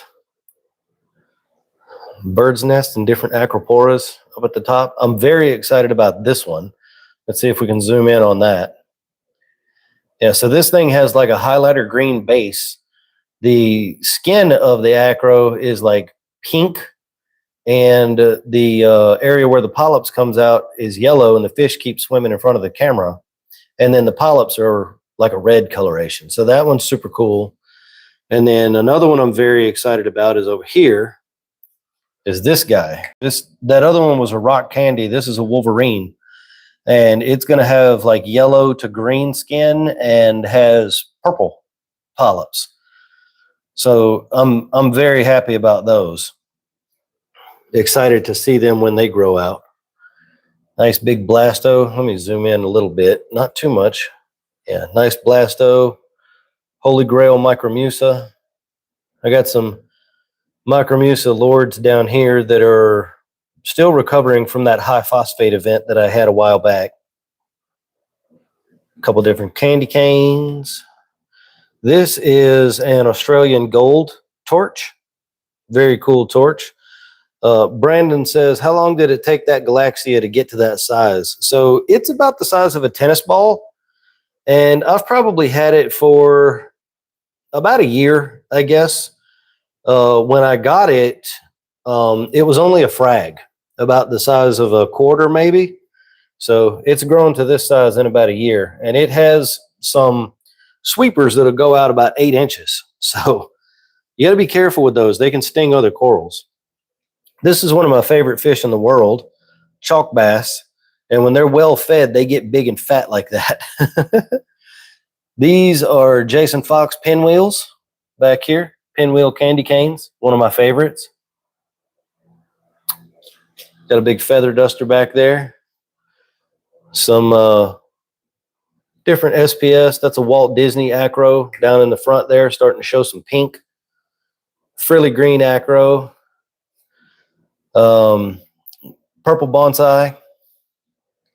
I don't know what this acro is. It's just green. That back there is a contraband digitata. So it's a digi, but it's red and green. It won't let me zoom in anymore. Yeah, there we go. It's red and green in one coral. So that's going to be a super cool one when it grows out. It took some damage with the phosphate spike a couple months back, but it's already regrown most of that growth back over the skeleton. So I'm very happy about that. It has growth tips that are beginning to come out. That is a smooth skin acro. And this is a blue tipped acropora. That's all I know really about it. Another green acro. This is going to eventually cover the entire overflow. That's a slime ball. And this is an acropora and then a pink bird's nest. So Bortho says, can you please show your flow setup? Yes, this is a 6-foot tank. There's a gyre at this side on the top with an aptasia on it that blows across the top. And then there's another gyre on this side, kind of in the middle, that sort of blows sort of up like this. You can see where it's hitting the surface of the water right there.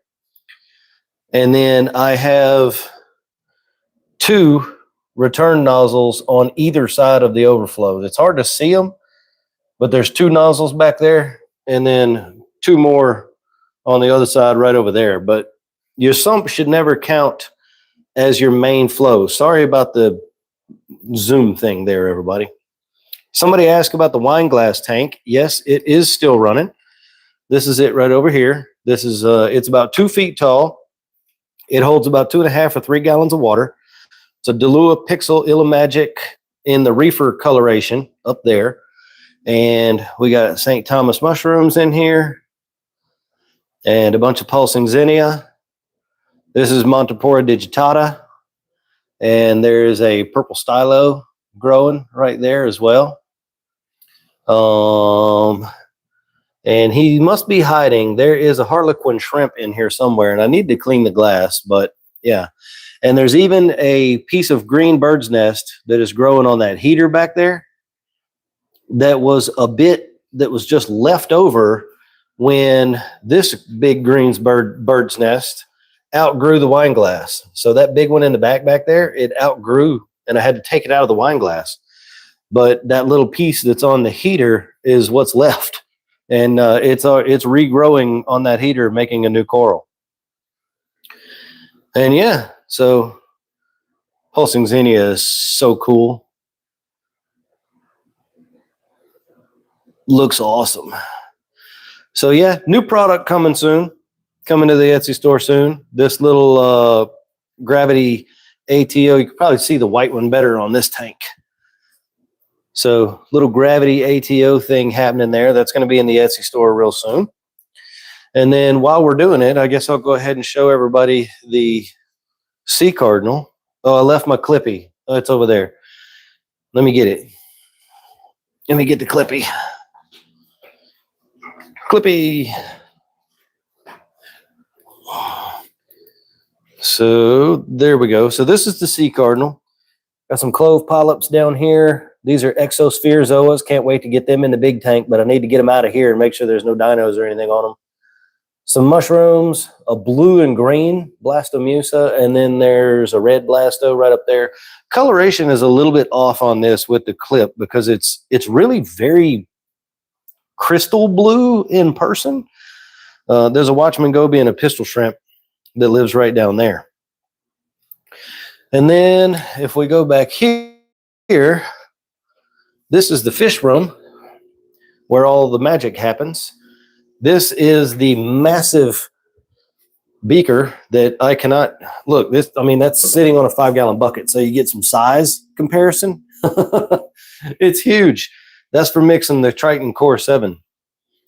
This is my refugium tank. Freshwater sailfin Molly right there doing his thing in the saltwater. And yeah, bunch of aptasia. Got some corals in here and stuff. And then that is a wall of coralline for sure. Macroalgae. Those are getting pretty close to the pump, so I'm gonna have to do something. But look at the macro growing on the core line. Holy smokes, I just noticed that. That's interesting. And then so all kinds of different stuff. This is codium. Oh, look at this guy. Oh, come on. Why is this zoom so sensitive? Check that dude out. He is very happy and has his tentacles out. Pretty cool. Anyway, that's the control panel and everything. All my dosers set up for all the Triton stuff. Mixing some salt water up. Recirculating skimmer, CO2 scrubber up here. Big UV if I need it. Whew. Anyway, so that's the setup. That's what we got going on. Let me come back over here and get all this put back into place and grab my coffee. All right, hang on. Give me 1 sec. I'll be right back.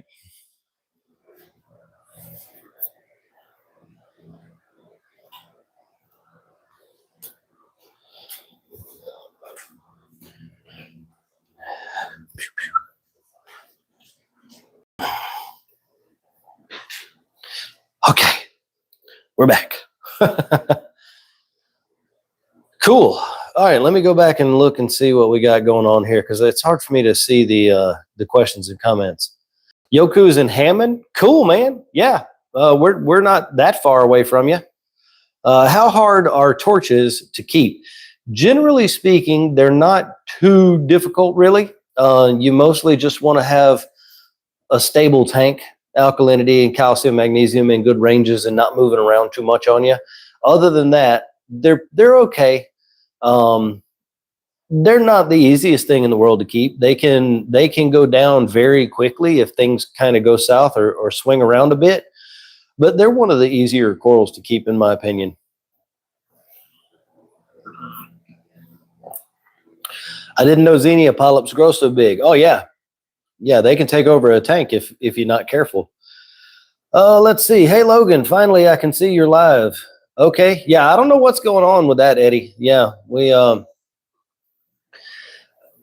the live streams start every Sunday at 1 p.m. Central Standard Time. Always. Every Sunday at that time is when the live stream starts, unless there's some sort of emergency thing and we can't do it.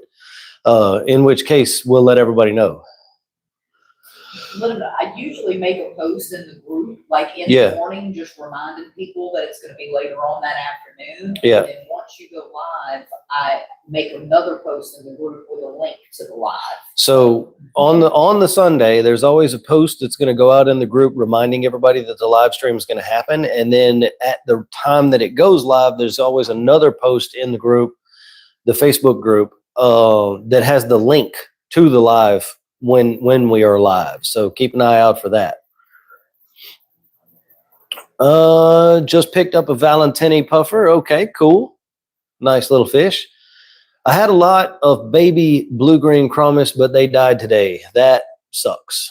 Retep says just a few bucks invested. Yeah. Yeah, it's one of those hobbies. Love to see the tentacles. My single head Acan is finally trying to start about 6 heads. Cool. Cayman is watching me on TV. I tried, man. I tried. I gave it a good college try for about 3 days, and I just don't see us having a Cayman over here at this house. Too many pointy teeth. We eat our cat and the dog, and well, no, Minus would give it a run for its money. The cat would probably stay away. Remember to get a cough drop for the throat. I am out.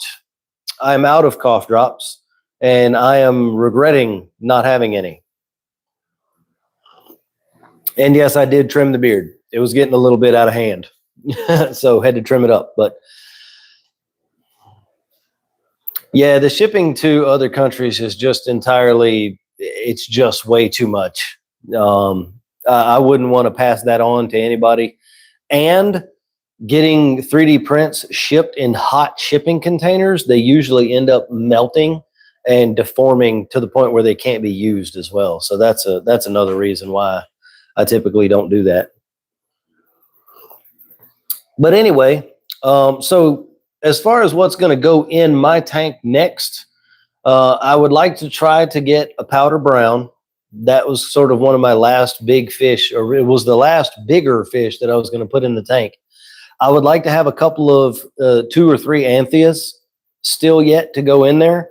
Get the possum wrasse back out of the overflow, get him back in the tank, and maybe a firefish, and maybe another wrasse like a McCosker's, like a flasher.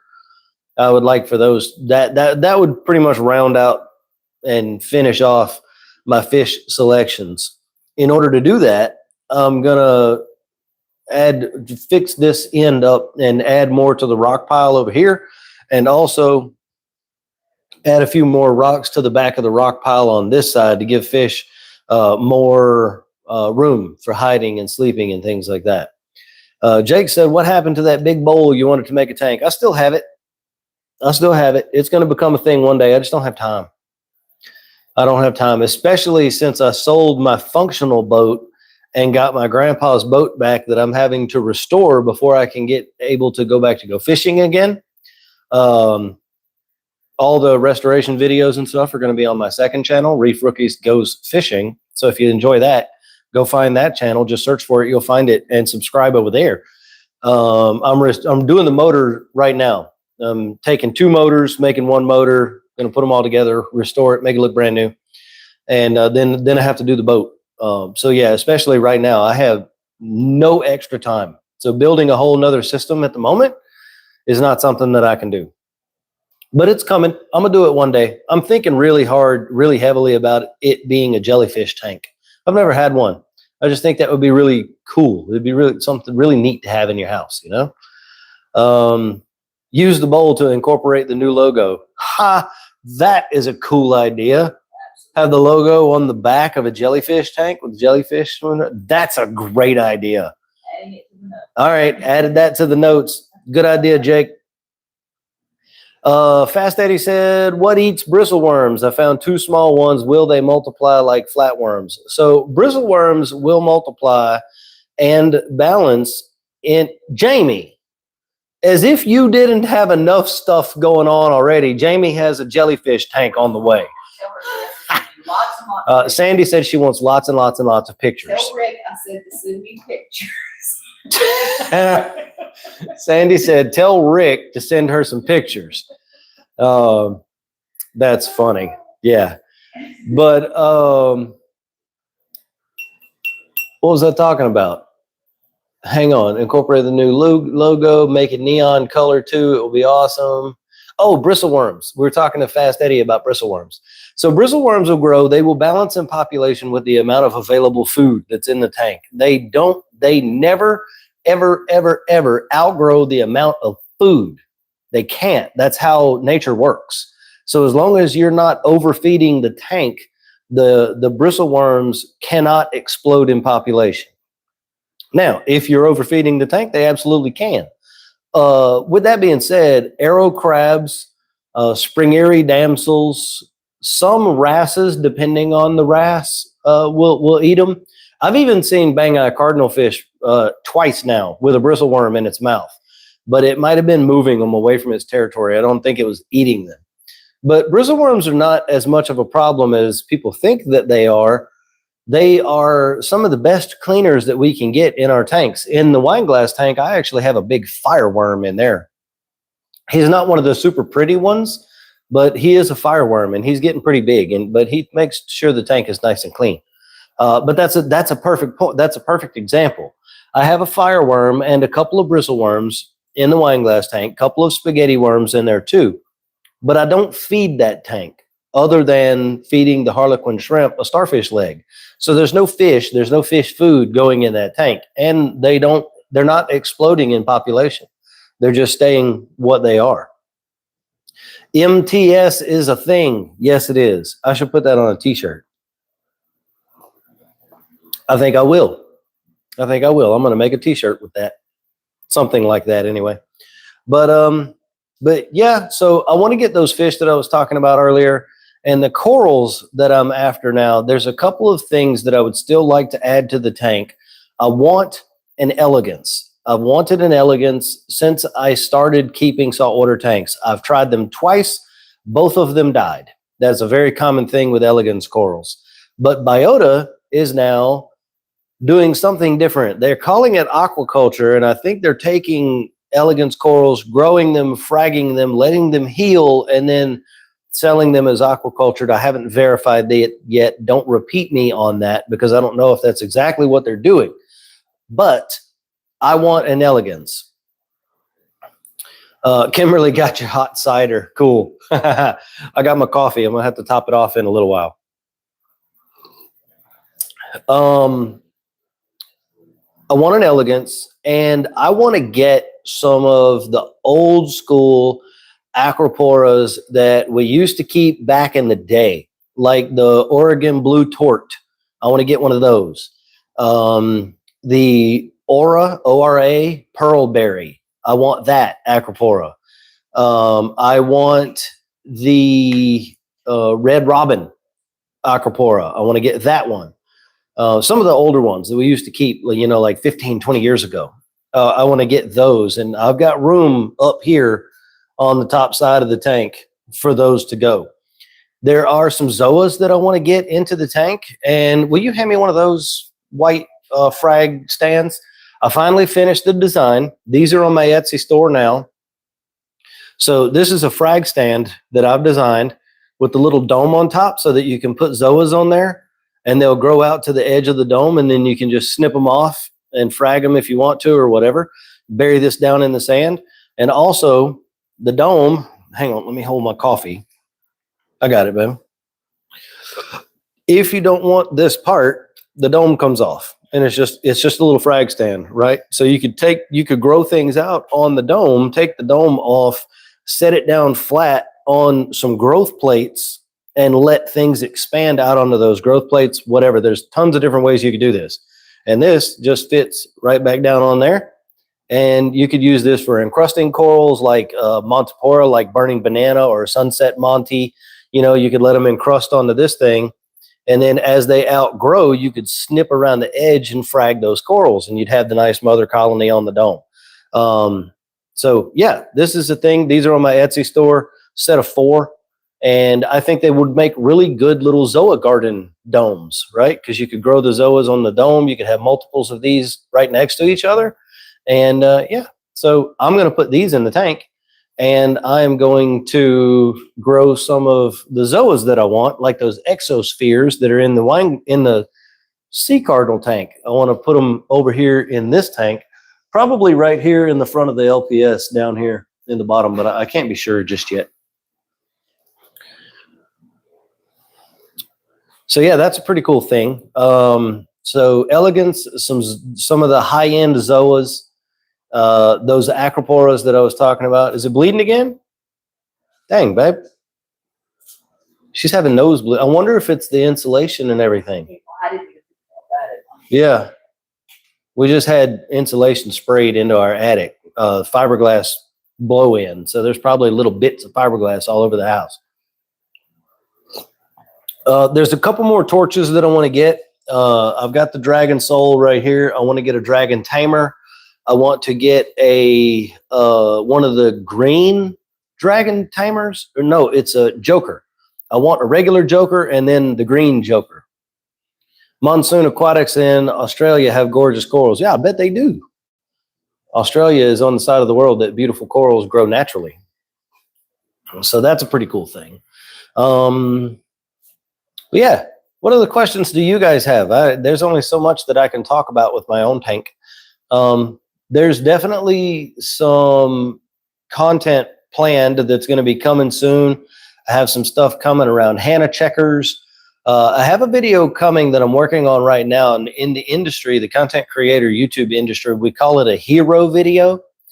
So that one's going to be very exciting to watch. I'm going to premiere that video. So premiere is a thing that we can do on YouTube where when a video goes live, there's a live chat feature just like this in the stream, but it's a video, not a stream. And so there's a live chat. I can be there. We can all chat together. It's sort of an event kind of thing. And so when this video is done, I'm going to schedule that for a good time. It's probably going to be on a Saturday morning. and we're going to premiere that video and watch it together all at the same time. I will make announcements. It will be uploaded to the channel. You know, you can go and you can do reminders and all of that stuff. What would you say is the number one reason for high nitrate and phosphate? Usually overfeeding a tank.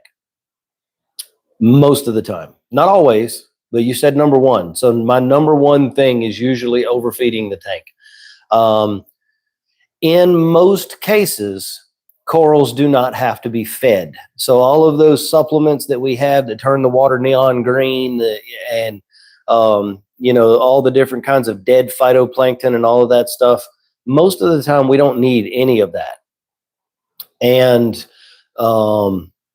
people using that in tanks that do not have a sufficient population of corals to suck all of that stuff up is contributing to a high nutrient scenario. So that's one of the things. That's probably the main thing. There are other things, of course. You know, you could have rocks that are releasing decaying organics. It could be a situation of not cleaning out a canister filter enough. You know, you need to be cleaning canister filters weekly. I hope I'm not fighting diatoms instead of dinos. I need a microscope. These are brownish and hairy, releases bubbles. It sounds like dinos, but you're right. It would take a microscope to verify for sure.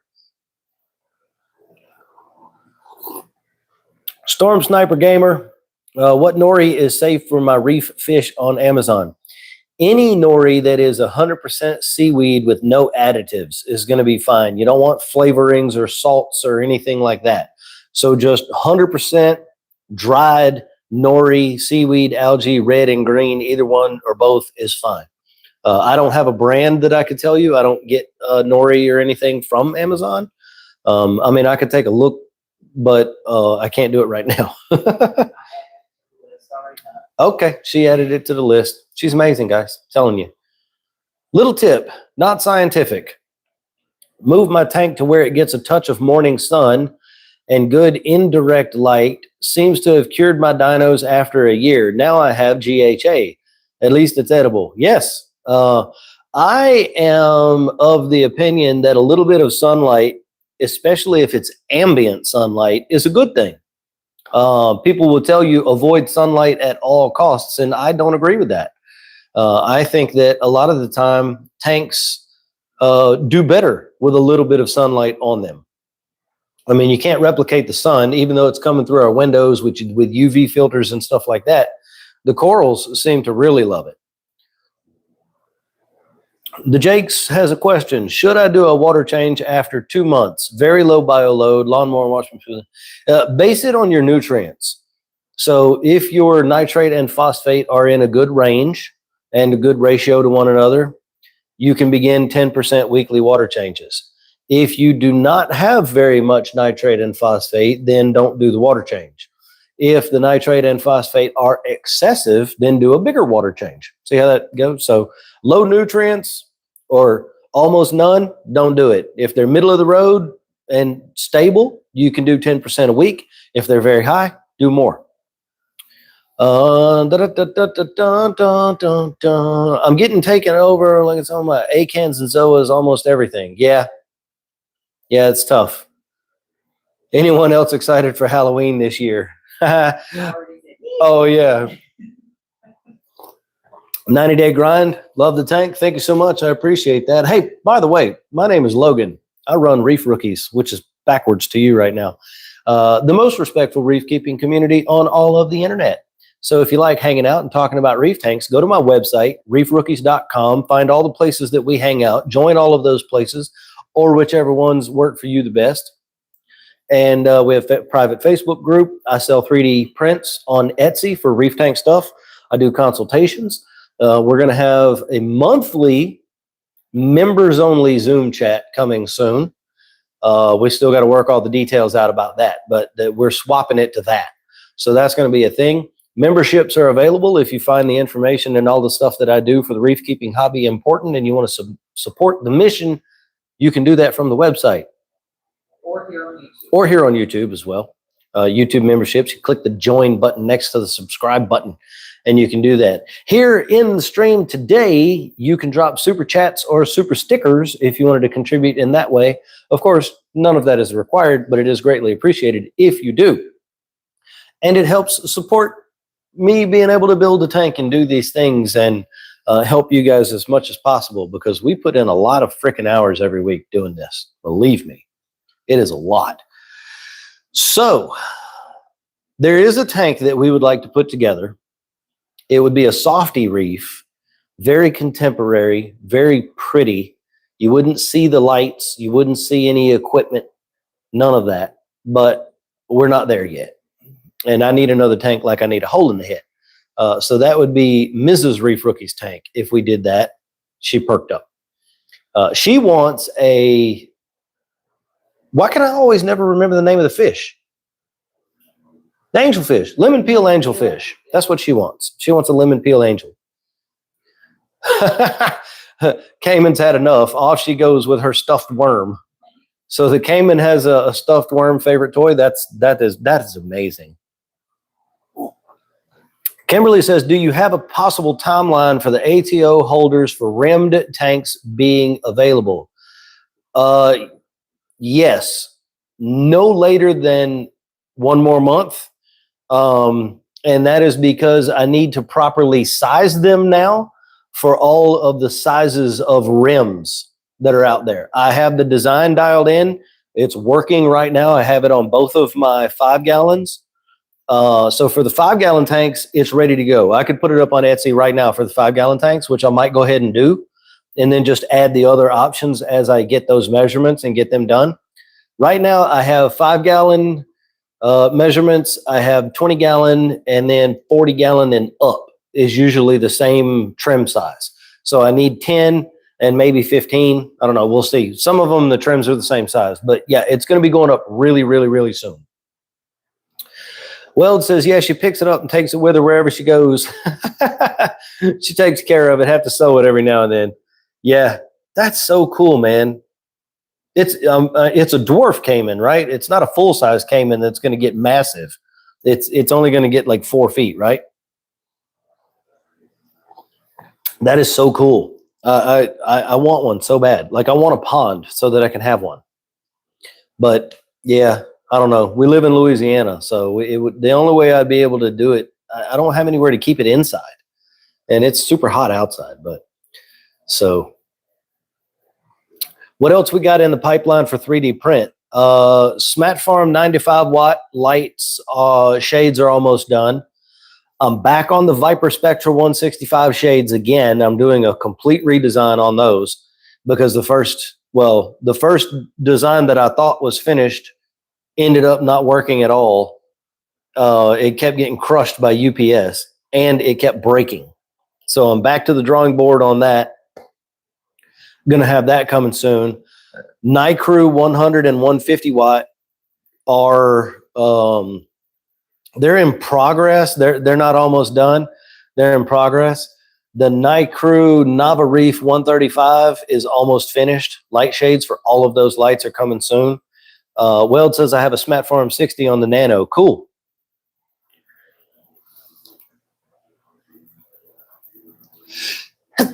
Chew. Excuse me. Do you use and or trust the Auto Aqua Smart Level sensors? I've never used them. I don't know of anybody who uses them either. Willie says, I'd be looking into fish and wildlife laws in Louisiana more than weather. They're from South America, which is about the same as Louisiana. Oh, yeah. No, that I would definitely have to make sure it would even be something that we could keep here. But it ain't happening anyway. Miss Ma'am over here has put the foot down on that one. Can't have any toothed lizards, which technically they're not. They're Cayman. Different thing, not a lizard. But yeah, nothing that resembles a dinosaur unless it's a bird. That's pretty much where the limit is drawn. But anyway, let's see. Armstrong says, the more I watch your videos and live feeds, the bigger the size of the addiction to the house grows. Yes. Yes. True. True. We like to call them. don't usually, yeah. Yeah, we talk about stuff all the time, but we don't do all of it. There's no way. I'm going to go top off my coffee. I'll be right back. Oy. Somebody asked me some questions. I need questions to answer. Come on, I know you guys got some questions. Oh. Do-do-do. Do-do-do. This is probably going to be my last coffee fill up. I've already had like 2 cups.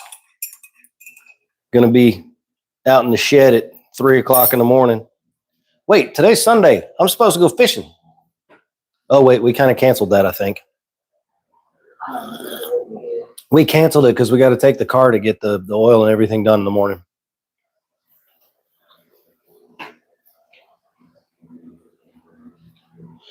I guess I could go after the live stream.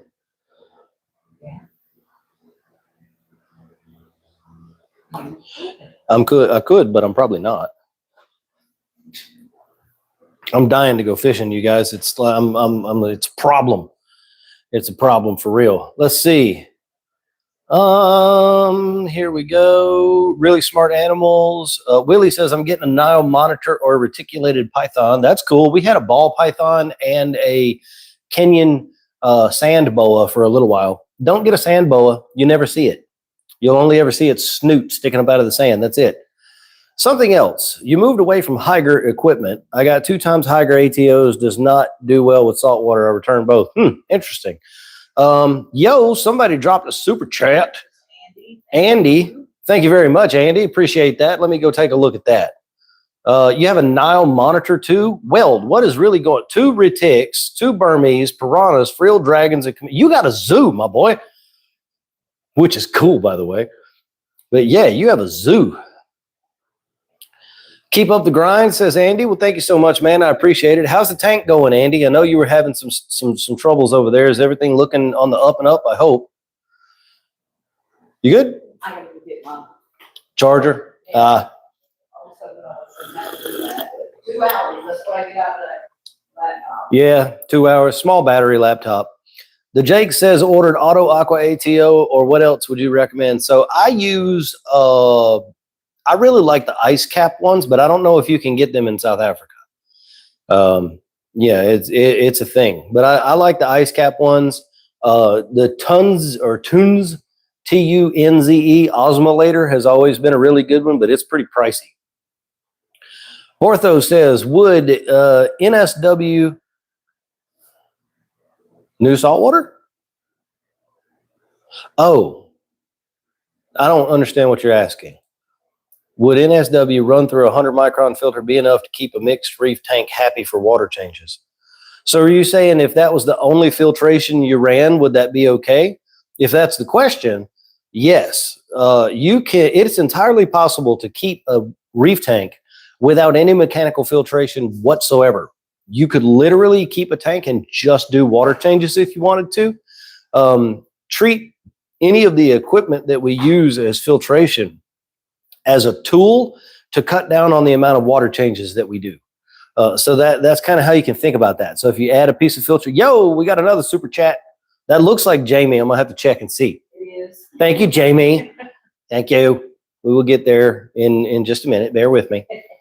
But yeah, so anything that we add to the tank, like a filtration or a filter sock or a skimmer or anything like that, that's a tool that extends the amount of time in between water changes. And it is possible to get to the point where you're not doing water changes on your tank at all anymore. So yeah, it's absolutely possible if that was the question. Where's the best place to put a heater in a 25-gallon all-in-one? Anywhere that isn't the return chamber. Don't put it in there with the return pump. Put it in one of the other chambers, but it doesn't matter where. Anywhere you can fit it. Jamie says, black clownfish, Percula versus Ocellaris, what's the difference? It's just a very small species difference. It would be kind of like asking the difference, between a Jack Russell and a wire hair terrier dog, just a little bit of difference in the species. They're a little bit different in size, sometimes a little bit different in attitude, but other than that, there's really not much difference. I'm adding all my corals, lost the yellow tang, the rest are trucking. Well, at least it seems like you stopped what the problem was, Andy, and you got it going back the other way. Oh, Bortho's talking about natural salt water. 100 microns?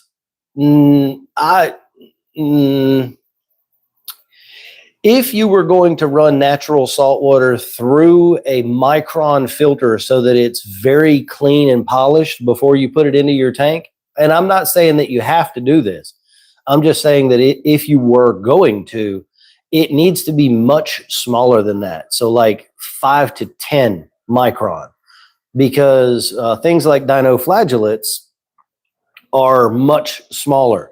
They're a little bit bigger than that, but they're smaller than 100. So 100 is not going to stop them. Like Prorocentrum dinos are between 30 and 80 microns. So you'd want to go less than that to capture those if they were in the water. And I'm not saying that they're going to be, but used to work for Tom Crutchfield Exotics out of Homestead, Florida, had a gaboon that was like a ball python. Yeah, I draw the line at things that can kill me if they bite me. So gaboon viper would definitely not be something I would have in my house. I'm with Mrs. Reef rookies on the toothed lizard dinosaur restrictions. Yeah. She drew the line at the chompy boy. You know, can't have a chompy boy in the house. I'm going to do something else. I don't know what, but yeah, we're probably going to have another display of some kind.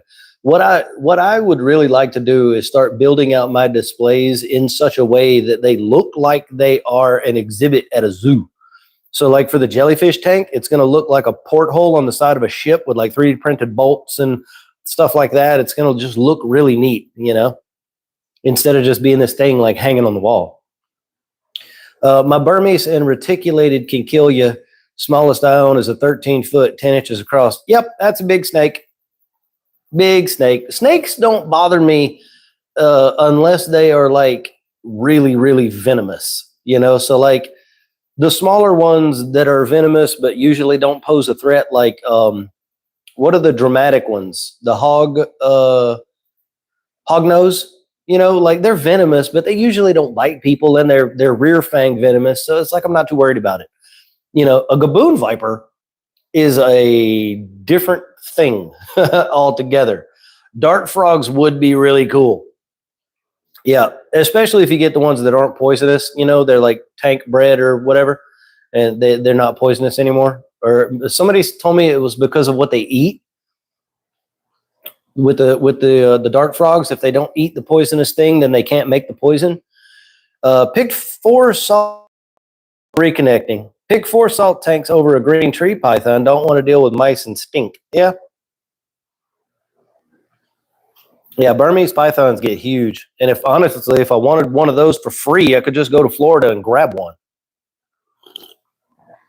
I'm thinking about getting a tortoise again. And if not, then a house bantam chicken. So you got a house chicken running around. You had a hognose. They're cool. Knobtail geckos, those are cool too. Yep. Jamie said again, nope. You guys, Jamie draws the line at things with that slither and bite. I never handle my danger noodles alone. Me and the missus do that, but they normally are pretty chill. Yeah. See, the problem I have with that is even if they are normally pretty chill, if you mess up when you're feeding a gaboon and accidentally even get bit, you're going to die. And I have a problem with that. That's why I don't go in the water. Yeah, that's why she doesn't go in the water. It's like that TikTok that we saw the other day. If I can't see what's in the water, I ain't getting in it. That's her. She don't go in the water.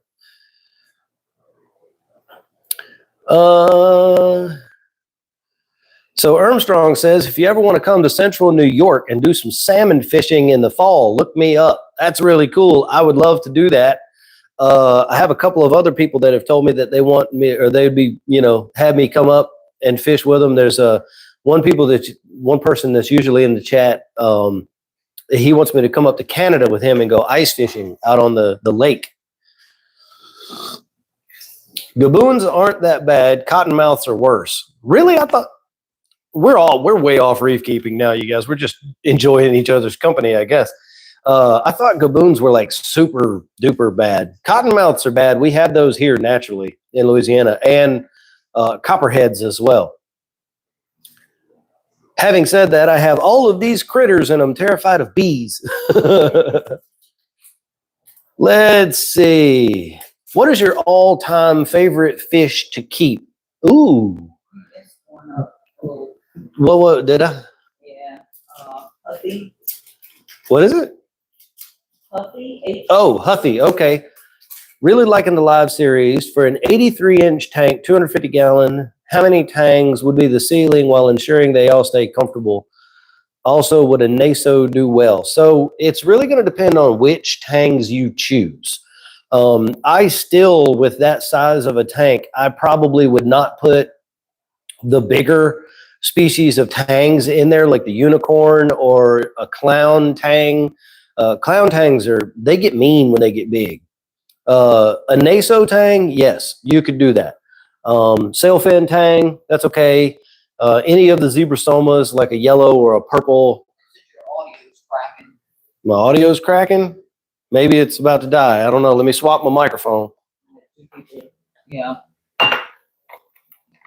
Let's do a microphone switch.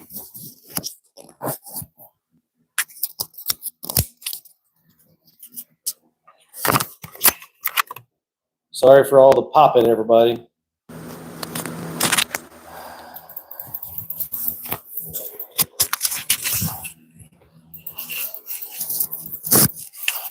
Hang on, there might be an echo. Okay, good. That other one turned off. All right, everybody, let me know if the audio is better now. While I'm up, let me go over here. How does the audio sound? Let me go over here. How does the audio sound? It's still popping. It's got to be the connection because I got a reconnecting thing just a minute ago. It's still popping. It's got to be the connection because I got a reconnecting. Yeah, I don't know what's causing that. I got the new microphone. Let me make sure this thing over here is connected correctly. It is. Yeah, I don't know, guys. If that continues, we might just have to stop. But there's an echo. That was because I turned it on. Oh yeah, there was an echo because she had the audio going loud on her computer so I could hear it. But if it keeps doing that, I don't know. It could be my internet connection, I guess. But just let me know. But yeah, Houthi, you could. I mean, it really it depends on the tangs that you choose. Let's see. Let me go down here a bit. My BTAs are starting to wander. Not sure why. Haven't changed anything. That's just what they do. If you have bubble tip NIMS, they're going to wander around. It just is. Oh man, it's still doing it. Technology is fun. Don't stop. It's not like we can't hear you. Okay. Gremlins and the cables. The FBI joined the chat.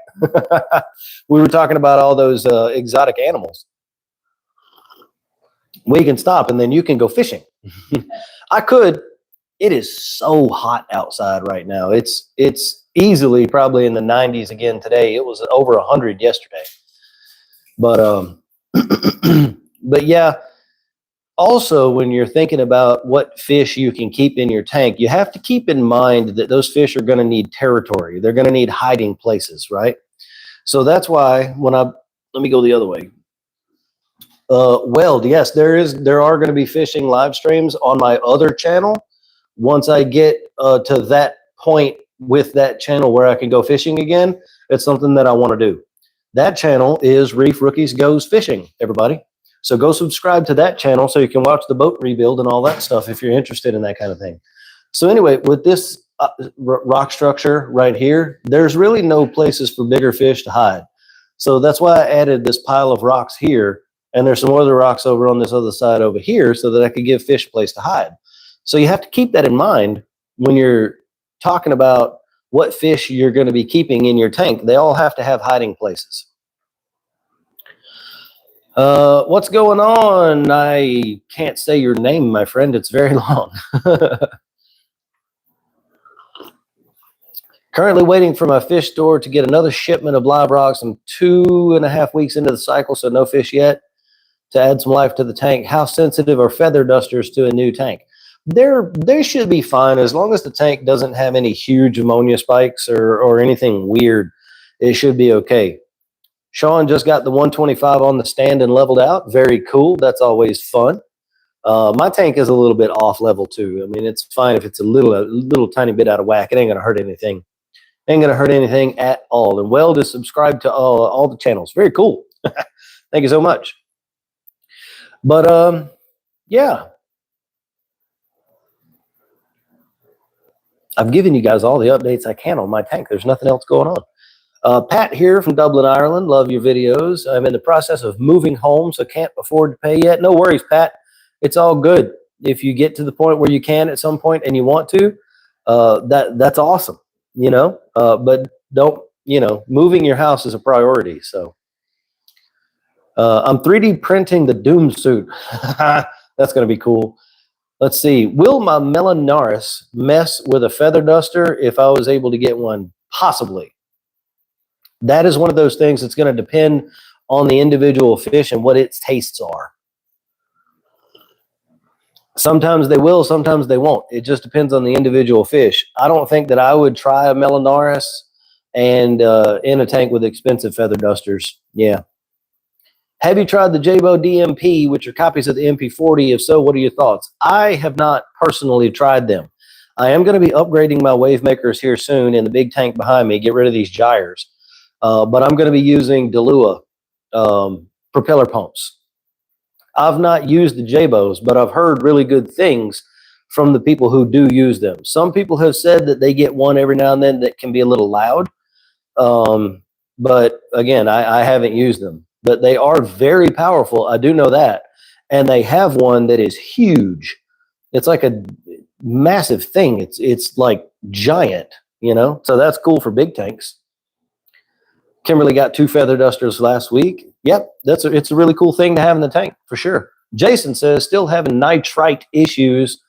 Ammonia 0, nitrite still struggling. No inhabitants yet. What test kit, Jason?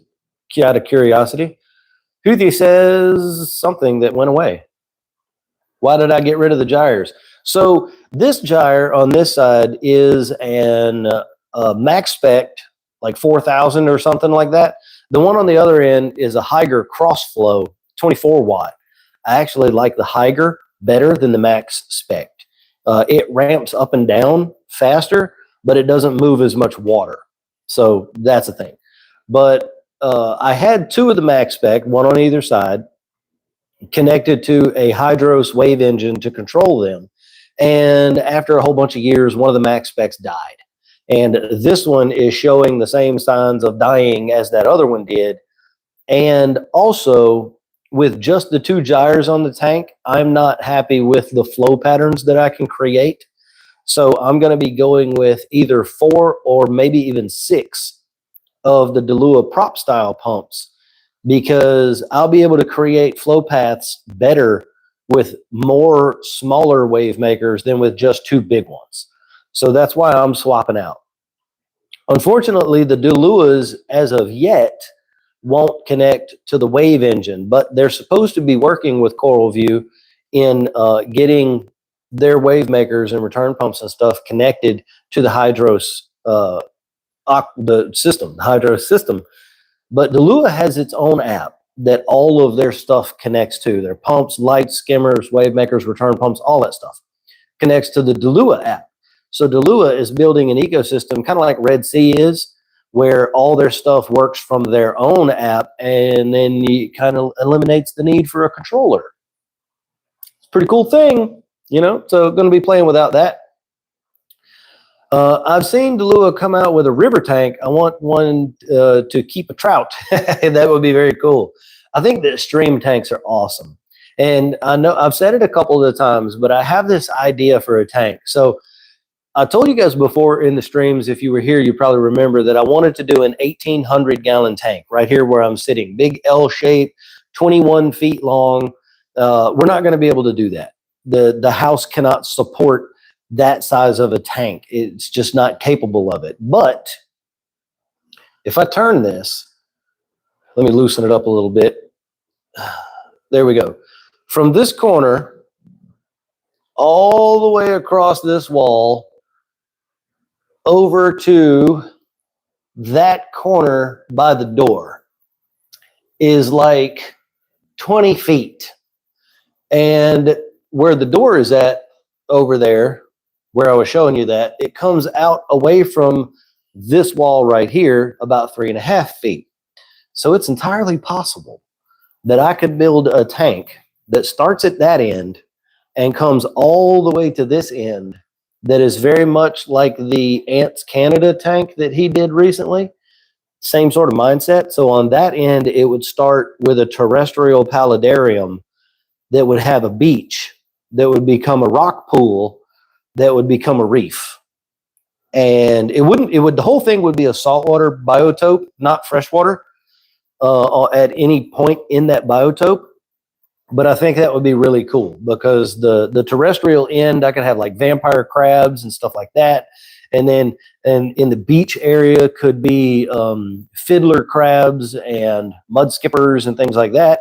Rock pool could be like all rock flower anemones and zoas and all of that kind of thing. And then a wave break to separate the two. And then an actual reef tank on this end, like a 300, 400 gallon reef tank on this end.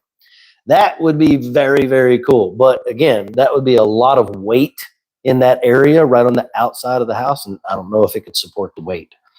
But it's a cool thing to think about. Jamie says, maybe a dumb question, but do feather dusters stay open like that? And I'm assuming if they're a worm that they move around the tank. So they generally don't move around the tank unless they're unhappy with their location. We'll go to a tank. We'll look at the tank again here in a minute. I've got a big feather duster in my tank back here, and he's very happy with his spot. It's a low flow zone in the aquarium, so he's not getting beat up, and he's just got his tube coming up out of the rocks and his crown at the top, right? So generally they don't move around much when you get them into a spot where they're pleased with their location. They don't like to touch other corals usually. I say other corals, they're not a coral at all. It's a tube worm with the feather part is its crown, right? They can drop their crown and lose it and regrow a new one. So that's interesting, but they generally don't move once they get into a place where they're happy. Hashim started my first reef tank in May using Sirius Reef's 90-10 method. 2 clownfish, Duncan, candy cane, 2 hammers, and some Leptoceras are doing great. Awesome. Super great. Cool. Happy to hear it. Jason is using API tests. I would recommend upgrading to Salifert or Red Sea. See if you get a different number for that nitrite. Could just be that API is telling you the wrong thing. Let's see. Adventures. Would you recommend a gyre on a 40 all-in-one or too much flow, finding no matter how I set up my 2 AI prop pumps, I'm still getting dead spots? There's always going to be dead spots. You are almost never going to be able to get rid of all dead spots in an aquarium unless you run multiple pumps at multiple different places aimed in multiple different locations. And with a 40 gallon, that's tough. There's just not a lot of space there, you know?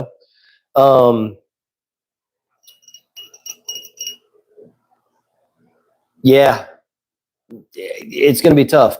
You're just going to have to, I wouldn't recommend a gyre. No, it's going to be too much flow probably unless you run a bunch of small ones. And in which case I would recommend small prop pumps instead of gyres. But so like I have a little bitty one. I have a little bitty prop pump right here on the Sea Cardinal tank. This is a Higer 660 gallon per hour. It's the tiniest little prop pump you've ever seen. The actual cage is only just slightly larger than an inch. It's a little bitty thing. So in a 40 gallon, you could get like 6 of those and have them 2, 1 on the side, either side, and like 4 across the back in different locations. I don't think they link together, but I'm just speaking hypothetically here. and you would have much more zones of flow going in all different directions at all the times, and that would help eliminate some dead zones. It's easier to do it with a bunch of small pumps than it is to do it with one or two larger pumps, because you can make the flow crash into itself and flip and flop and do all kinds of things, right? So think about that for a little while, and I think you'll come up with something. Weld says river tank. Yeah, that would be a really cool river tank too. Could do a freshwater native Louisiana river tank all the way across that wall back there. Of course, I would have to stop it at the edge of the reef tank, but I could use that corner maybe. If I stopped it right here, I could use that corner for the filtration and stuff. I don't know. My brain spins with all these ideas. It would be amazing to do a freshwater river tank like that. You know, God, there's so much I could do. You were going to be a home inspector yesterday. Yeah, 2 days ago, I was going to go to home inspection school and be a home inspector because I'm tired of all these contractors ripping people off. That's gone. Just saying. Brackish tank with spitting archer fish, that would be cool. Yeah. It's for sure that you can't do the 1800. There's about a 99% chance that that will never happen. It's a weight thing. That tank is going to weigh over 20,000 pounds. So the very first thing that we would have to do is have someone come here, dig the dirt out from underneath the house where I'm sitting right here, and inspect the slab from underneath and get depth measurements and all of that, and potentially pour pilings that go down into the ground. My nose is itching. It always does. The cost of even just getting the inspections and getting the slab ready to do it would be astronomical. You know, that would probably, not kidding, that would probably be a $100,000 aquarium. Like, no BS. That's probably what it would cost to get it done. So Kimberly says, but they do hide in the tubes, not visible all the time. The feather dusters, yes, that's very true. My feather duster decided it was time to move and found himself a new spot. He has also dropped his crown just before that and now seems to have a double crown. Very cool. Yes, they can do that, especially if something is upsetting them. That's usually what happens when they drop their crown. They either have a fish picking at them or a crab picking at them or something like that. Let's go take a look at mine, and maybe it'll give you guys some ideas. Did I answer this? I did answer it. It's still there. Interesting. Let me put the phone down, and we'll go take a look at how my feather duster is and why I think he's so happy in his spot. Flip this around. Did the popping ever stop, by the way? All right, so mine is back here. So he's on his own little thing back here all by himself. There's actually another one. If you look between those rocks, there's a baby coming up down there. So I'm going to have two feather dusters here pretty soon. But yeah, see how low the flow is back here? It's just barely anything. And he's pretty much stayed there for quite some time. If I come down here, you can see how tall, how big he is. Oh, that's a good shot right there. Very cool. But there's nothing back there that's going to mess with him. There's no rocks where other fish are going to live, just that one little pile of rocks that he's on. And that's how he's doing. The crown on that thing is probably like bigger than a softball. It's probably 8 or 9 inches across. He's huge. You can't even really see from this angle how wide it is. I mean, that's a full-grown fighting conch right down there. I mean, that's my sail fin, and he's about 6 inches, so you can kind of see. I'm sorry about the sniffling, guys. My nose has decided to go crazy. But yeah, so that's my feather duster, dude.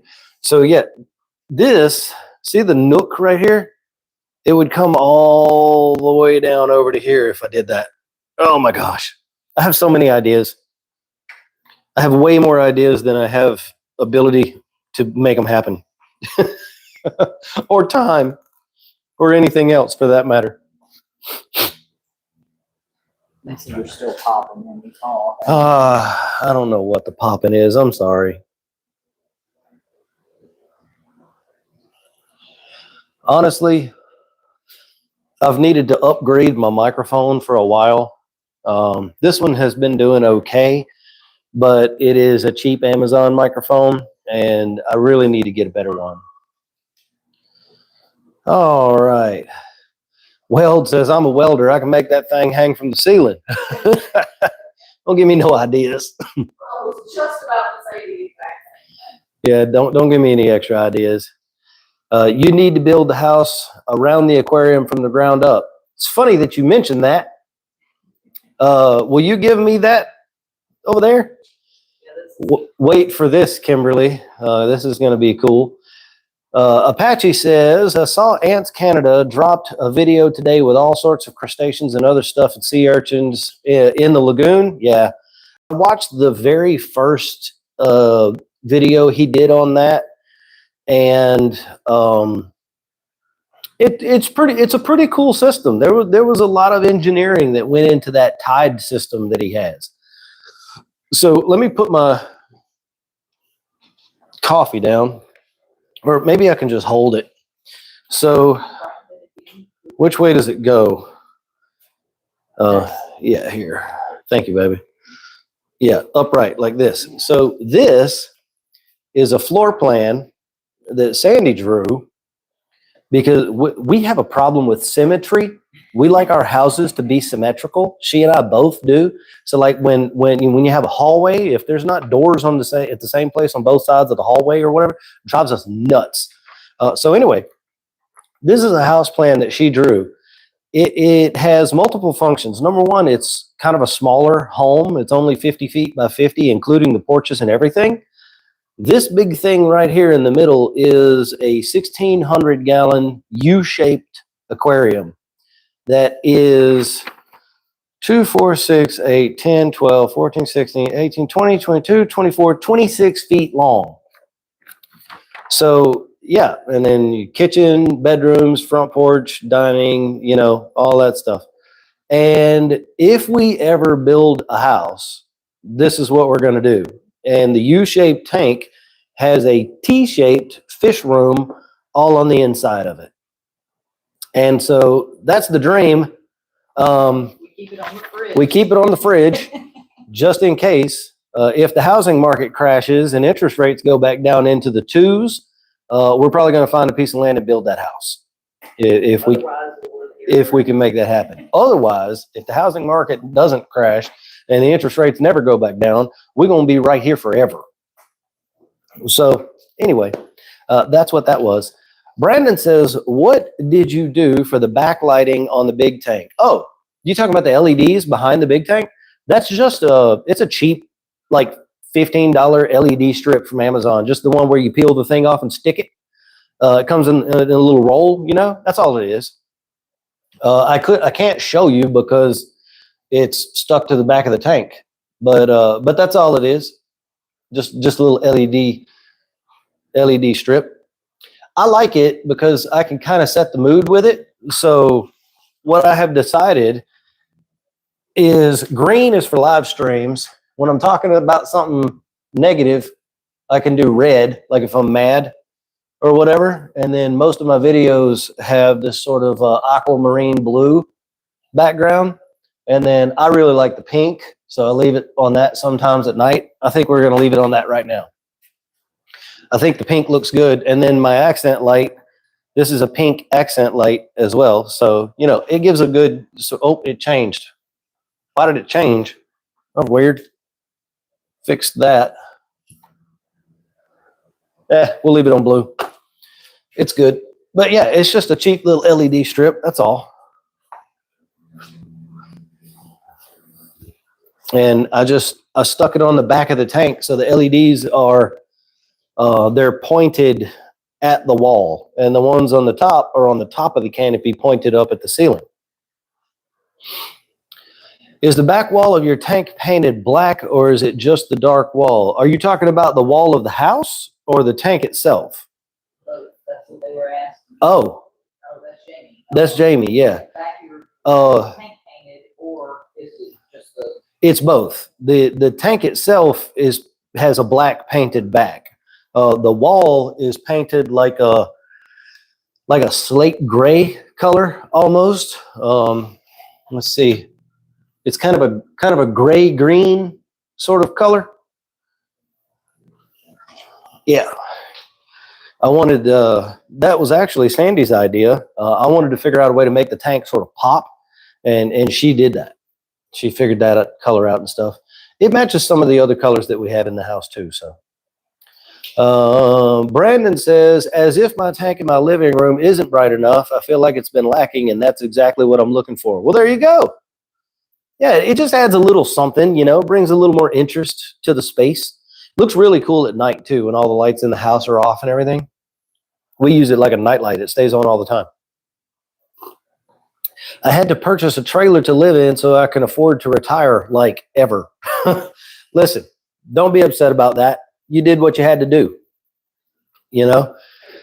Sean, what's up, man? Glad you were able to finally jump in here with us. Love the new Reef Rookie shirt. The yellow is awesome. It is Sandy's favorite color for the new shirts.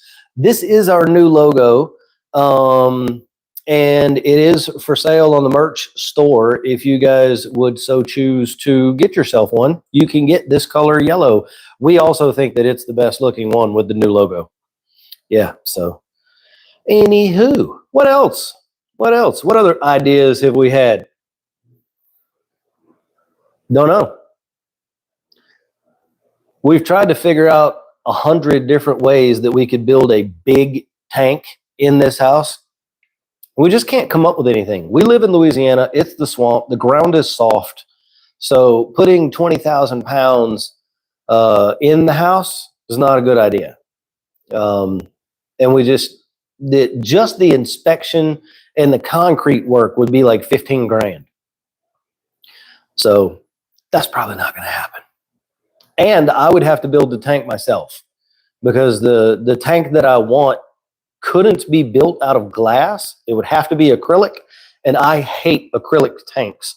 So it would have to be a big plywood build with glass panes, which I'm capable of doing, but that's a massive project. It'd look cool for YouTube, though. But yeah, that's just, I don't know. We don't know how thick this slab is, and that's the main thing why we can't do the big 1800. But if we ever build that other house, it'll be a whole YouTube series. I'm building my house around an aquarium, that kind of thing. The only thing that has me holding off on a big plywood build is the cost of the glass viewing panels. Those are not cheap. No, they definitely are not. I don't know who you've looked at, but check with Joe at Glass Cages. He can sell you sheets up to 4 foot by 12. So massive tanks, massive sheets of glass.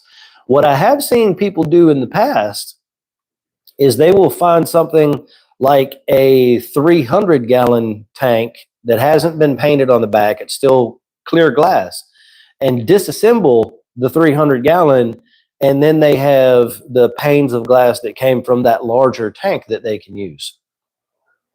Willie was going to build a 16 by 16 by 4. Okay, that's a pond. That's yeah. Wow. Let me go back just a little bit. Bortho says a video on overflow drain pipes, Herbie, bean animal, etc. would be good. Interesting. I will have to roll that around in my head to see if that's something I'd be able to put together. John Doe says, hey man, I'm in the process of getting a moving company to move my new aquarium from the garage to the basement. How long did it take you to move your aquarium? So the actual move only took a day, but we didn't have stairs to deal with. We literally tore it down, put it up on some rollers, rolled it over to this spot because it's all flat, and then started hooking it back up. But I had a lot of help. I didn't actually do anything because I was a month out of surgery. But there was probably 8 people that came over to help, and one of those people stayed really late doing all of the plumbing to hook it up to the stuff in the fish room on the other side of the wall. If you get a bigger house, you can get a Cayman in a separate room.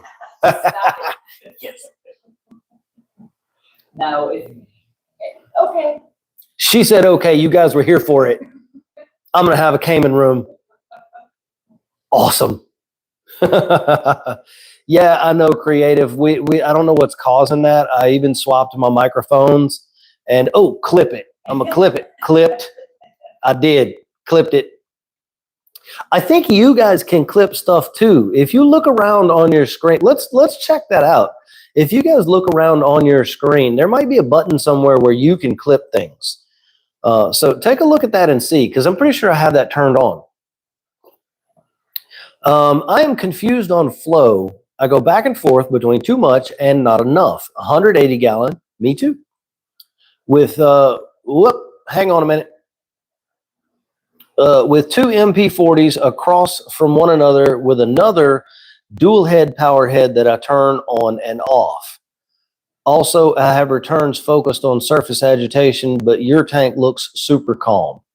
My tank is super calm right now because I don't have a lot. I'm getting ready to replace all my two wave makers, which is just two gyres, one on either end. And so here's the thing. You don't want to use your return flow from the sump as a part of the flow calculation for the entire tank. So the sump has its own flow calculation. It's 5 to 10 times the total tank volume in turnover of gallons per hour. So for example, if you have a 100-gallon tank, 5 to 10 times that is either 500 to 1,000 gallons per hour through the sump. So you don't calculate that in with the total flow because it's really not doing much. It's a very low flow thing. For the total tank volume, it depends on the tank size that you have. Let me clip that too. Okay. So for the total tank volume, it depends on the size. It depends on the type of tank that you have. An acro-only tank is going to have much higher flow requirement than a mixed reef, and that's going to have a different flow requirement from a softy reef. Generally speaking, it's anywhere from 20 to about 60 times the total volume per hour. So if you have a 100-gallon tank and it's an acro-only tank, you could run 2,000 to 6,000 gallons per hour in flow around the tank. That's sort of the general guideline. That being said, dialing that in to what is good for your tank and what your tank wants can be kind of hard. It's almost an art form. There's really not a specific guideline that you can follow, but there's a few sort of best practices. You don't want flow directly blasting your corals. You don't find anything on the clip, the video? All right, thanks. I thank you for looking. So you don't want flow directly blasting your corals. You want it to be reflective off of something, the surface or the glass or whatever. MP40s and all other power heads have different flow patterns, right? So MP40s can only push water out about 2 feet or so, little further, a little less, depending on the tank. And it goes out away from the MP40 and then it rolls around and comes back. Whereas a gyre style pump can push a wide sort of flat blade of flow all the way across a tank. This one gyre pushes flow all the way across the top of my tank to the other side and makes the entire tank roll like this. I have another one up here that is opposing that, pushing all the way across the top, making a rolling flow like this. So when this one is going, it's rolling like this, and then it slows down, and this one kicks on, and all of that crashes together and makes turbulence in the tank, and then it rolls the other way for a little while. That's one way to do it. I have decided that I don't like that way. I want more random turbulence in the tank. So flow is a hard thing to nail down, and it changes. As your tank grows out, your corals get bigger, your flow has to be adjusted. One of the things that people don't consider as nearly as much as they should is once a tank reaches the point where it really begins to grow in, it's not a situation of just leaving it alone. You're having to adjust flow, move corals, do different things like this, and change the tank to keep it that way. Otherwise, you can begin running into problems with coral warfare and other things like that. But yeah, so it's my tank is a lot less calm than it's going to be here in a few weeks. There's going to be definitely better flow in there soon. Yo, I'm going to take down my 15-gallon nanos. I've just started a UNS R75. I'd like to move some of the rock into the refugium, but they are covered in algae. Problem? It could be a problem. If they're covered in algae, there's a reason. And it's possibly because they're saturated with nutrients. It's possibly because you don't have enough herbivores in there to eat the algae. So if you take those rocks and put them in the refugium, I would not put a light on them and let all that algae die off. Unfortunately, that's going to introduce nutrients into the tank that have to be removed by other ways. But I would let all that algae die off before you put a light on it to start, for growing macroalgae and stuff like that. But algae grows in the easiest place for it to grow. So that's why in an algae scrubber, you have very powerful lights inside that algae scrubber. The algae grows in the scrubber and not in the main display. So it might be an idea that you take those rocks with that algae and put in the tank and you put a light on them. And you literally turn the refugium section of the tank into sort of a natural algae scrubber. It could be a thing that you do,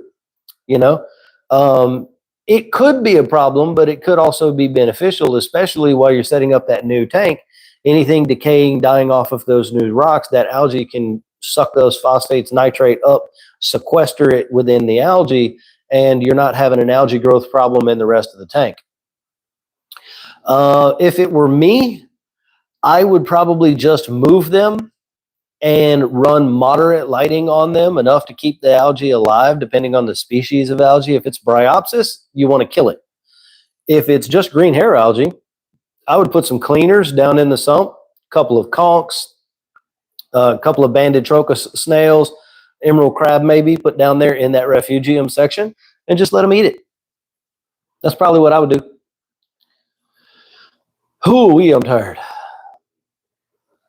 How often should I be feeding copepods?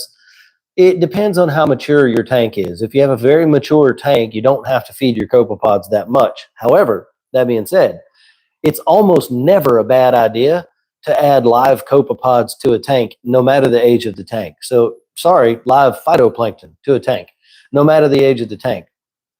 So if you wanted to get some live phyto and begin putting in the tank, you could do it a couple times a week. The general guideline is a milliliter per gallon. So for my 250 gallon, it would be 25 milliliters, maybe 3 times a week, something like that. You could do that. Not a problem. My coffee is now cold. Would you like to microwave it? Yeah, we can stick it in the microwave for a few minutes. Or A few minutes. Few seconds, rather. We got 30 minutes left, everybody, so let's make sure you're getting your questions in there. We'll try to get as many questions answered as we can. I'm warming my coffee up.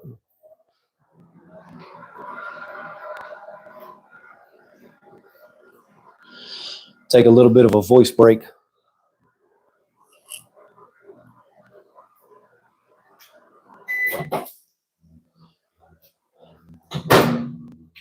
Thank you, baby. Ooh, all right. B-Dog says, I have a shipment of fish coming in and my KH is low. What are some methods to raise my KH successfully? So I'm just double checking. Do you mean alkalinity, or like Creative said, do you mean pH? Which one of those are we actually really talking about? Let's get some clarification on that. Check out coffee cup hot plates. I have seen them. I haven't. I've never heard of that. Oh yeah, it's like a candle warmer, and you set your coffee cup on it, and it keeps it hot. I need one of those because I hate cold coffee. Yeah, she hates cold coffee. Once it's cold, she'll pour it out and get a new cup.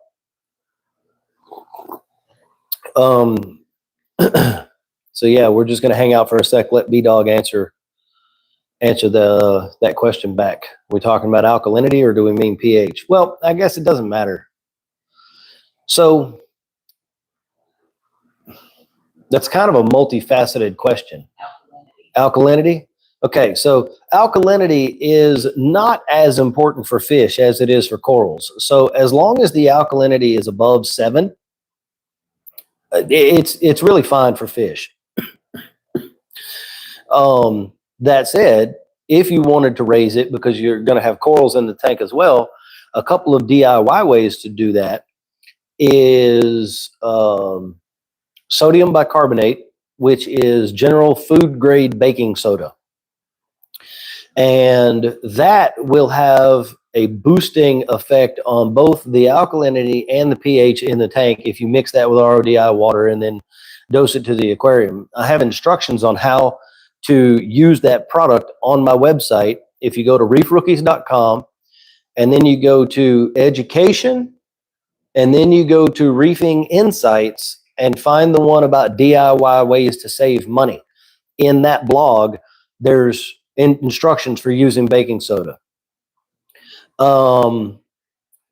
If you want to raise the alkalinity and you don't want to affect the pH, then you can bake the baking soda and create soda ash, and then you can dose that instead, and it'll raise the alkalinity without raising the pH. But that said, alkalinity really doesn't matter much for fish. That's mostly a coral thing. As long as the salinity is where it needs to be, the alkalinity is usually in a decent spot for fish.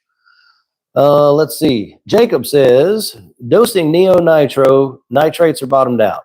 Phosphate at 0.06, getting some GHA. Opinions on crab for GHA control with lots of LPS. Pithos or emerald crab are going to be your best choices if you want a crab. I don't find that crabs are particularly effective against GHA. They will help a bit, but only if the algae is short. If it's long, they ignore it completely. So manual removal is very important. Getting in there, ripping that long algae out is very important. I would recommend banded trochus snails instead. They won't mess with your corals ever. Sometimes crabs will pick at corals a little bit. Banded trochus snails won't ever do that. They will only concentrate on the algae and stuff. So I would say that the GHA is possibly using up the nitrates that you're dosing, but it could also be the tank itself, the rocks and the bacterial biome using up those nutrients for growth. And that's why you're not seeing them on your test kits. It could also be a test kit thing. So you're going to have to play with all of that and figure out what the sort of real situation is. But yeah, either emerald crab or pithos crab if you're dead set on going with a crab. KZ has a 60-gallon. What type of tang do you recommend? So there's only a couple, and 60 is the absolute sort of minimum that I would be okay with. It would be one of the bristle-tooth tangs, like a Tomini or a whitetail bristle-tooth. What's the other one? Cole, Kole. Those are really the only tangs that I would recommend for that size of tank. Weld likes a button scully just as much as the salted agave. Button scullies are cool. They're pretty aggressive though, so you have to make sure you're careful with those with other corals around. Repec says, how about dropping DKH? Now that is a different story. If your alkalinity is too high, really the only viable way that you're going to bring it down is doing water changes with new salt water that is at a lower alkalinity than where the tank is at. The only way to bring it down chemically is by dosing acid to the tank, which I would not recommend anybody do, like muriatic acid. That's not a good idea.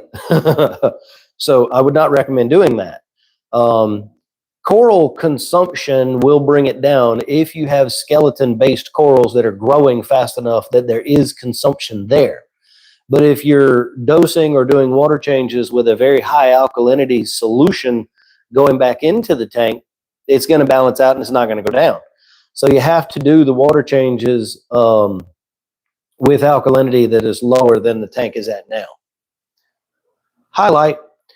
I've found that pithos crabs are pretty good with GHA. Yeah, they are. They are pretty good, but they still, in my experience at least, they don't like it when it gets super long. But again, every individual is different. You might end up with one that just mows it down. Another good option are urchins. pincushion or tuxedo urchins are great for algae problems, but they will move your frags around if they're not glued down. To medicate my observation tank with rock only, can I just take the rock out first since I'll need to clean the rock anyways? You could, yeah. You could just take the rock out and then medicate the tank. Sure, yeah. J-Rod says, I started dosing 2 mils of AFR in my 15-gallon, admittedly without parameter checks, and got horrible dinos the next day. This ever happened to anyone? I've never done that and had that result. Thinking about why that might happen. I mean, if you didn't test ahead of time and you dosed all for Reef, by the way, which is something I would never recommend anybody do. That is a huge sort of, I would call that a mistake. And I'm not bashing on you here. I'm just saying that's, if you don't know what the parameters are, you have no way to know how much all for Reef to add. And so it could have created an overdose situation where the alkalinity was way higher than it needed to be, possibly hurting the bacterial biome, which allowed the dinos to show up. It's hard to say. I don't think correlation is causation in this instance. I think the dinos were probably on their way to showing up already, and that kind of just finished it off. But it's impossible for me to know that without knowing the history of the tank. Creative said, can maybe lower your DKH by doing water changes? Yeah. DD Aquarium, after my sailfin tang come out of quarantine, he stopped eating fish food and only eats the algae in the tank. Is that okay? It's okay as long as he's getting enough to eat. That's the important thing. So you want to make sure that he's getting enough. Now, you might have to supplement feed him, and there's a lot of different things that you might have to try. I would try various fish foods to see if you can get him eating one. There is a fish food, it's a type here, I'll show you. A type of fish food. Oh, let me put this down. And this is just one brand. I know it's backwards, but you can see it. It's made by DKI. It's called Easy Reefs. And it is a mastic type of fish food. So they're really sticky. And it's a big, huge pellet like that. And they're squishy and sticky. So you can take, and they stink. Oh my gosh. You can take this mastic type of food and you can stuff it down onto the rocks. And so it gives the fish something to pick at that smells really good, and then they want to eat it, but it simulates their natural foraging behavior because the food is smashed down onto the rocks. You can smash it onto the glass or smash it onto a old snail shell or something and drop it in the tank, whatever. Sorry, throat. But you might try this. This is a very, very good fish food for finicky fish. They really tend to go after it and like to eat it. All right. We have not fed the fish today on stream, so let's do that. We're coming to the end here, but that's okay. Go ahead and pop this rig open and let's give these guys something to eat. Let's see, not that one. Yeah, this is a different one from DKI. It's a pellet, marine pellets. My fish really seem to like this food. And we'll just put a bunch of it in there for them.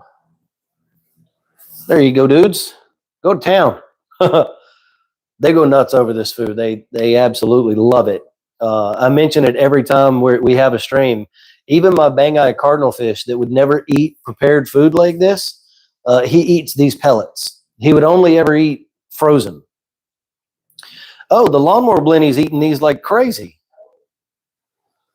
Well, good. Maybe I just need to feed the tank heavier to make sure he gets some. My lawnmower blenny is really thin. He's not eating very well. Or he's not, well, the bristletooth is being a jerk to him. Wonder why he don't like that fish. I don't know. But anyway, my throat is giving up, you guys. I am losing my voice. So I'll sit over here out of the way so we can see the fish. I have atomic broccoli in my refugium. I'm running white light for 8 hours during the night. Do you have light recommendations to encourage growth? I would probably stretch your light out to 12 hours instead of 8. It's only going to be beneficial. You might grow some other algae in there with it, but I would stretch it out to about 12 hours. I wouldn't change anything else, just change the time. What is the best way to remove sand in a mature tank? Goal to be bare bottom. I would use a gravel vacuum, and I would vacuum the sand out during a water change. And I would not do the whole tank all at once. I would go in small pieces, depending on the size of the tank and the depth of the sand bed. I would only take out, a couple pounds of sand every time you did that every few days. Replenish the water with new salt water, and just take your time with it. Go really slow. B-Dog says, is 55-gallon big enough for 2 dwarf angels to grow out in? Yes, it is, but they're going to quickly outgrow that space. Even being a dwarf angel, they swim a lot. And so I think 55 is eventually going to become too small for those 2 dwarf angels, and you're going to have to upgrade probably within a year. T-Man Fishing says, what is your favorite fish? Mandarin Dragonette is the fish that got me into the hobby. That's one of my favorite fish. I don't have one yet. I want a mated pair of them, and they're going to go in the 40-gallon refugium in the tank on the other side back there, and hopefully they will breed. Got test kits coming, and probably try again in 4 to 6 months. All right. Weld says, what are the pods called with the visible tails on my tank's glass? Those are, I think those are Tisbe. They're either Tisbe or Tigriopus, but I think they're Tisbe. Tisbe or Tisbe. Yeah, I think Tisbe, yeah. Do you feed frozen? Yes, I do. I treat it like a snack. My fish usually get pellets because the pellets are more nutritious, and that's what I would prefer for them to eat. Frozen is good, but I don't feed frozen all the time. They get a couple cubes a few times a week. Who else says, bro, you got the perfect bald head? Well, I'm glad you think so. I personally don't like it. I really hate the fact that I'm balding and don't have hair. I used to have a ponytail down to my shoulder blades. But I guess I used up all my hair opportunity, and now it's all gone. She likes it, so I'm good. My kids and my wife keep telling me that I need a head tattoo. I don't know what I would do. I can't come up with the design yet. I'm thinking like both sides of my neck would be good. I don't know. We're from Louisiana. Be kind of cliche to get like magnolia flowers or something, but yeah, I don't know. Racing stripes, maybe? Just right down the front. Just that would be cool. I have a 60-gallon, and I'm having issues with cyano. My ammonia and nitrite are both 0, nitrate 20, phosphate 0.06. I do weekly 10-gallon water changes. Any tips? Tank is 7 months old. So your nutrients are out of balance, and that could be part of the problem. So a good target, I'm talking to Symbiote Synapse here, which is a really cool name.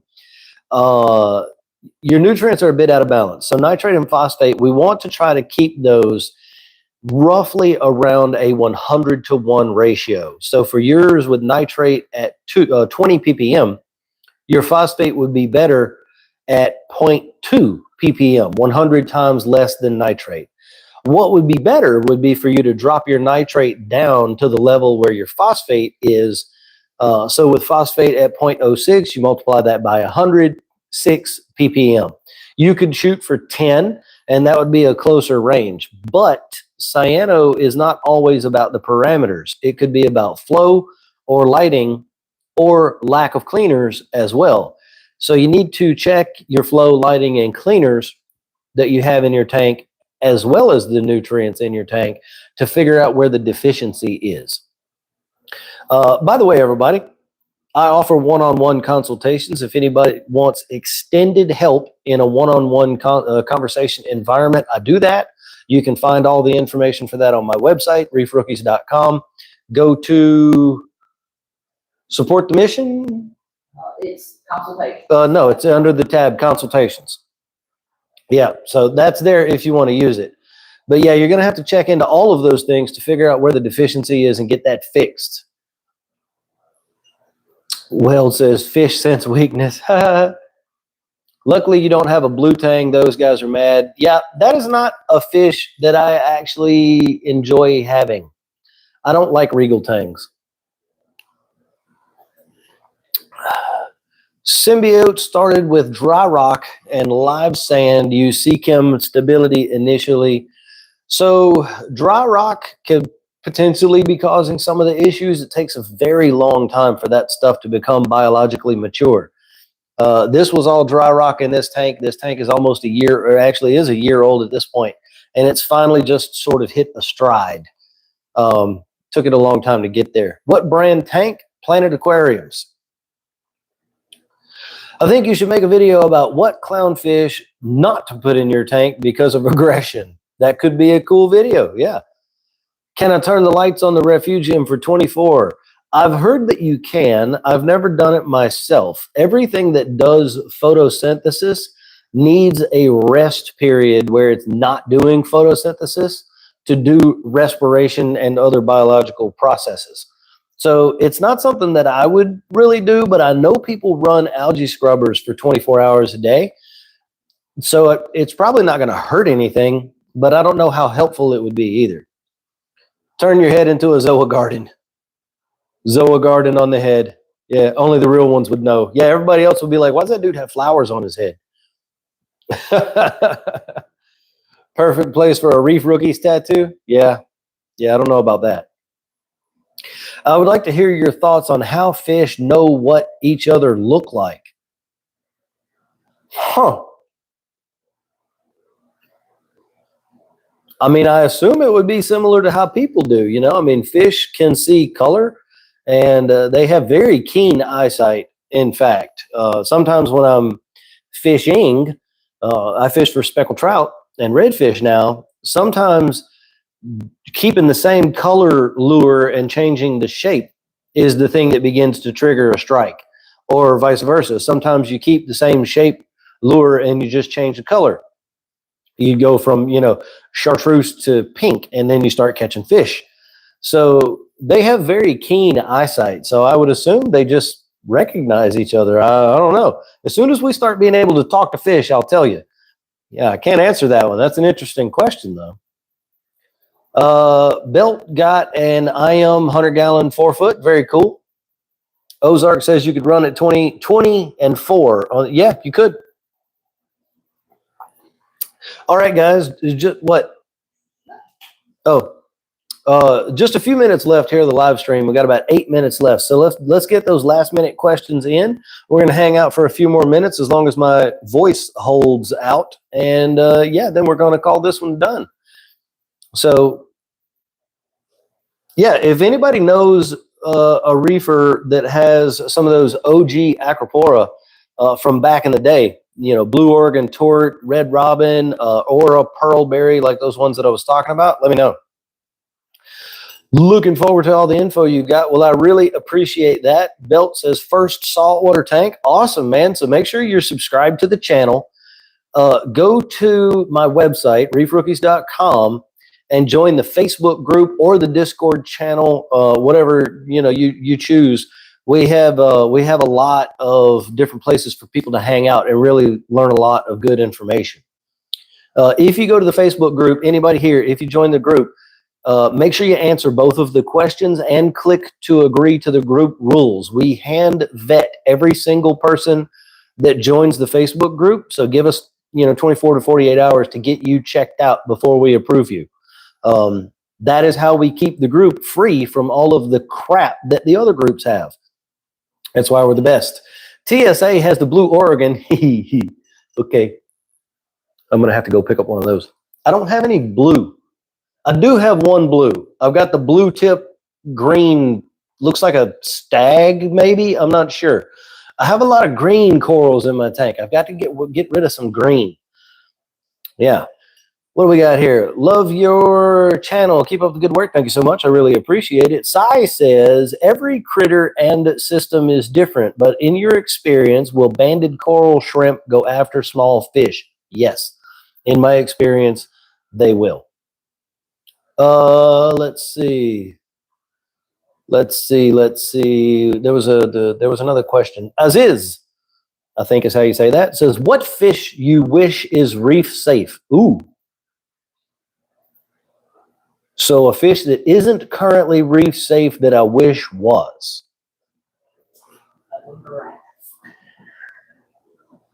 Lunar wrasses would be a good one, yeah, but they get really big, super pretty, very active, not reef safe.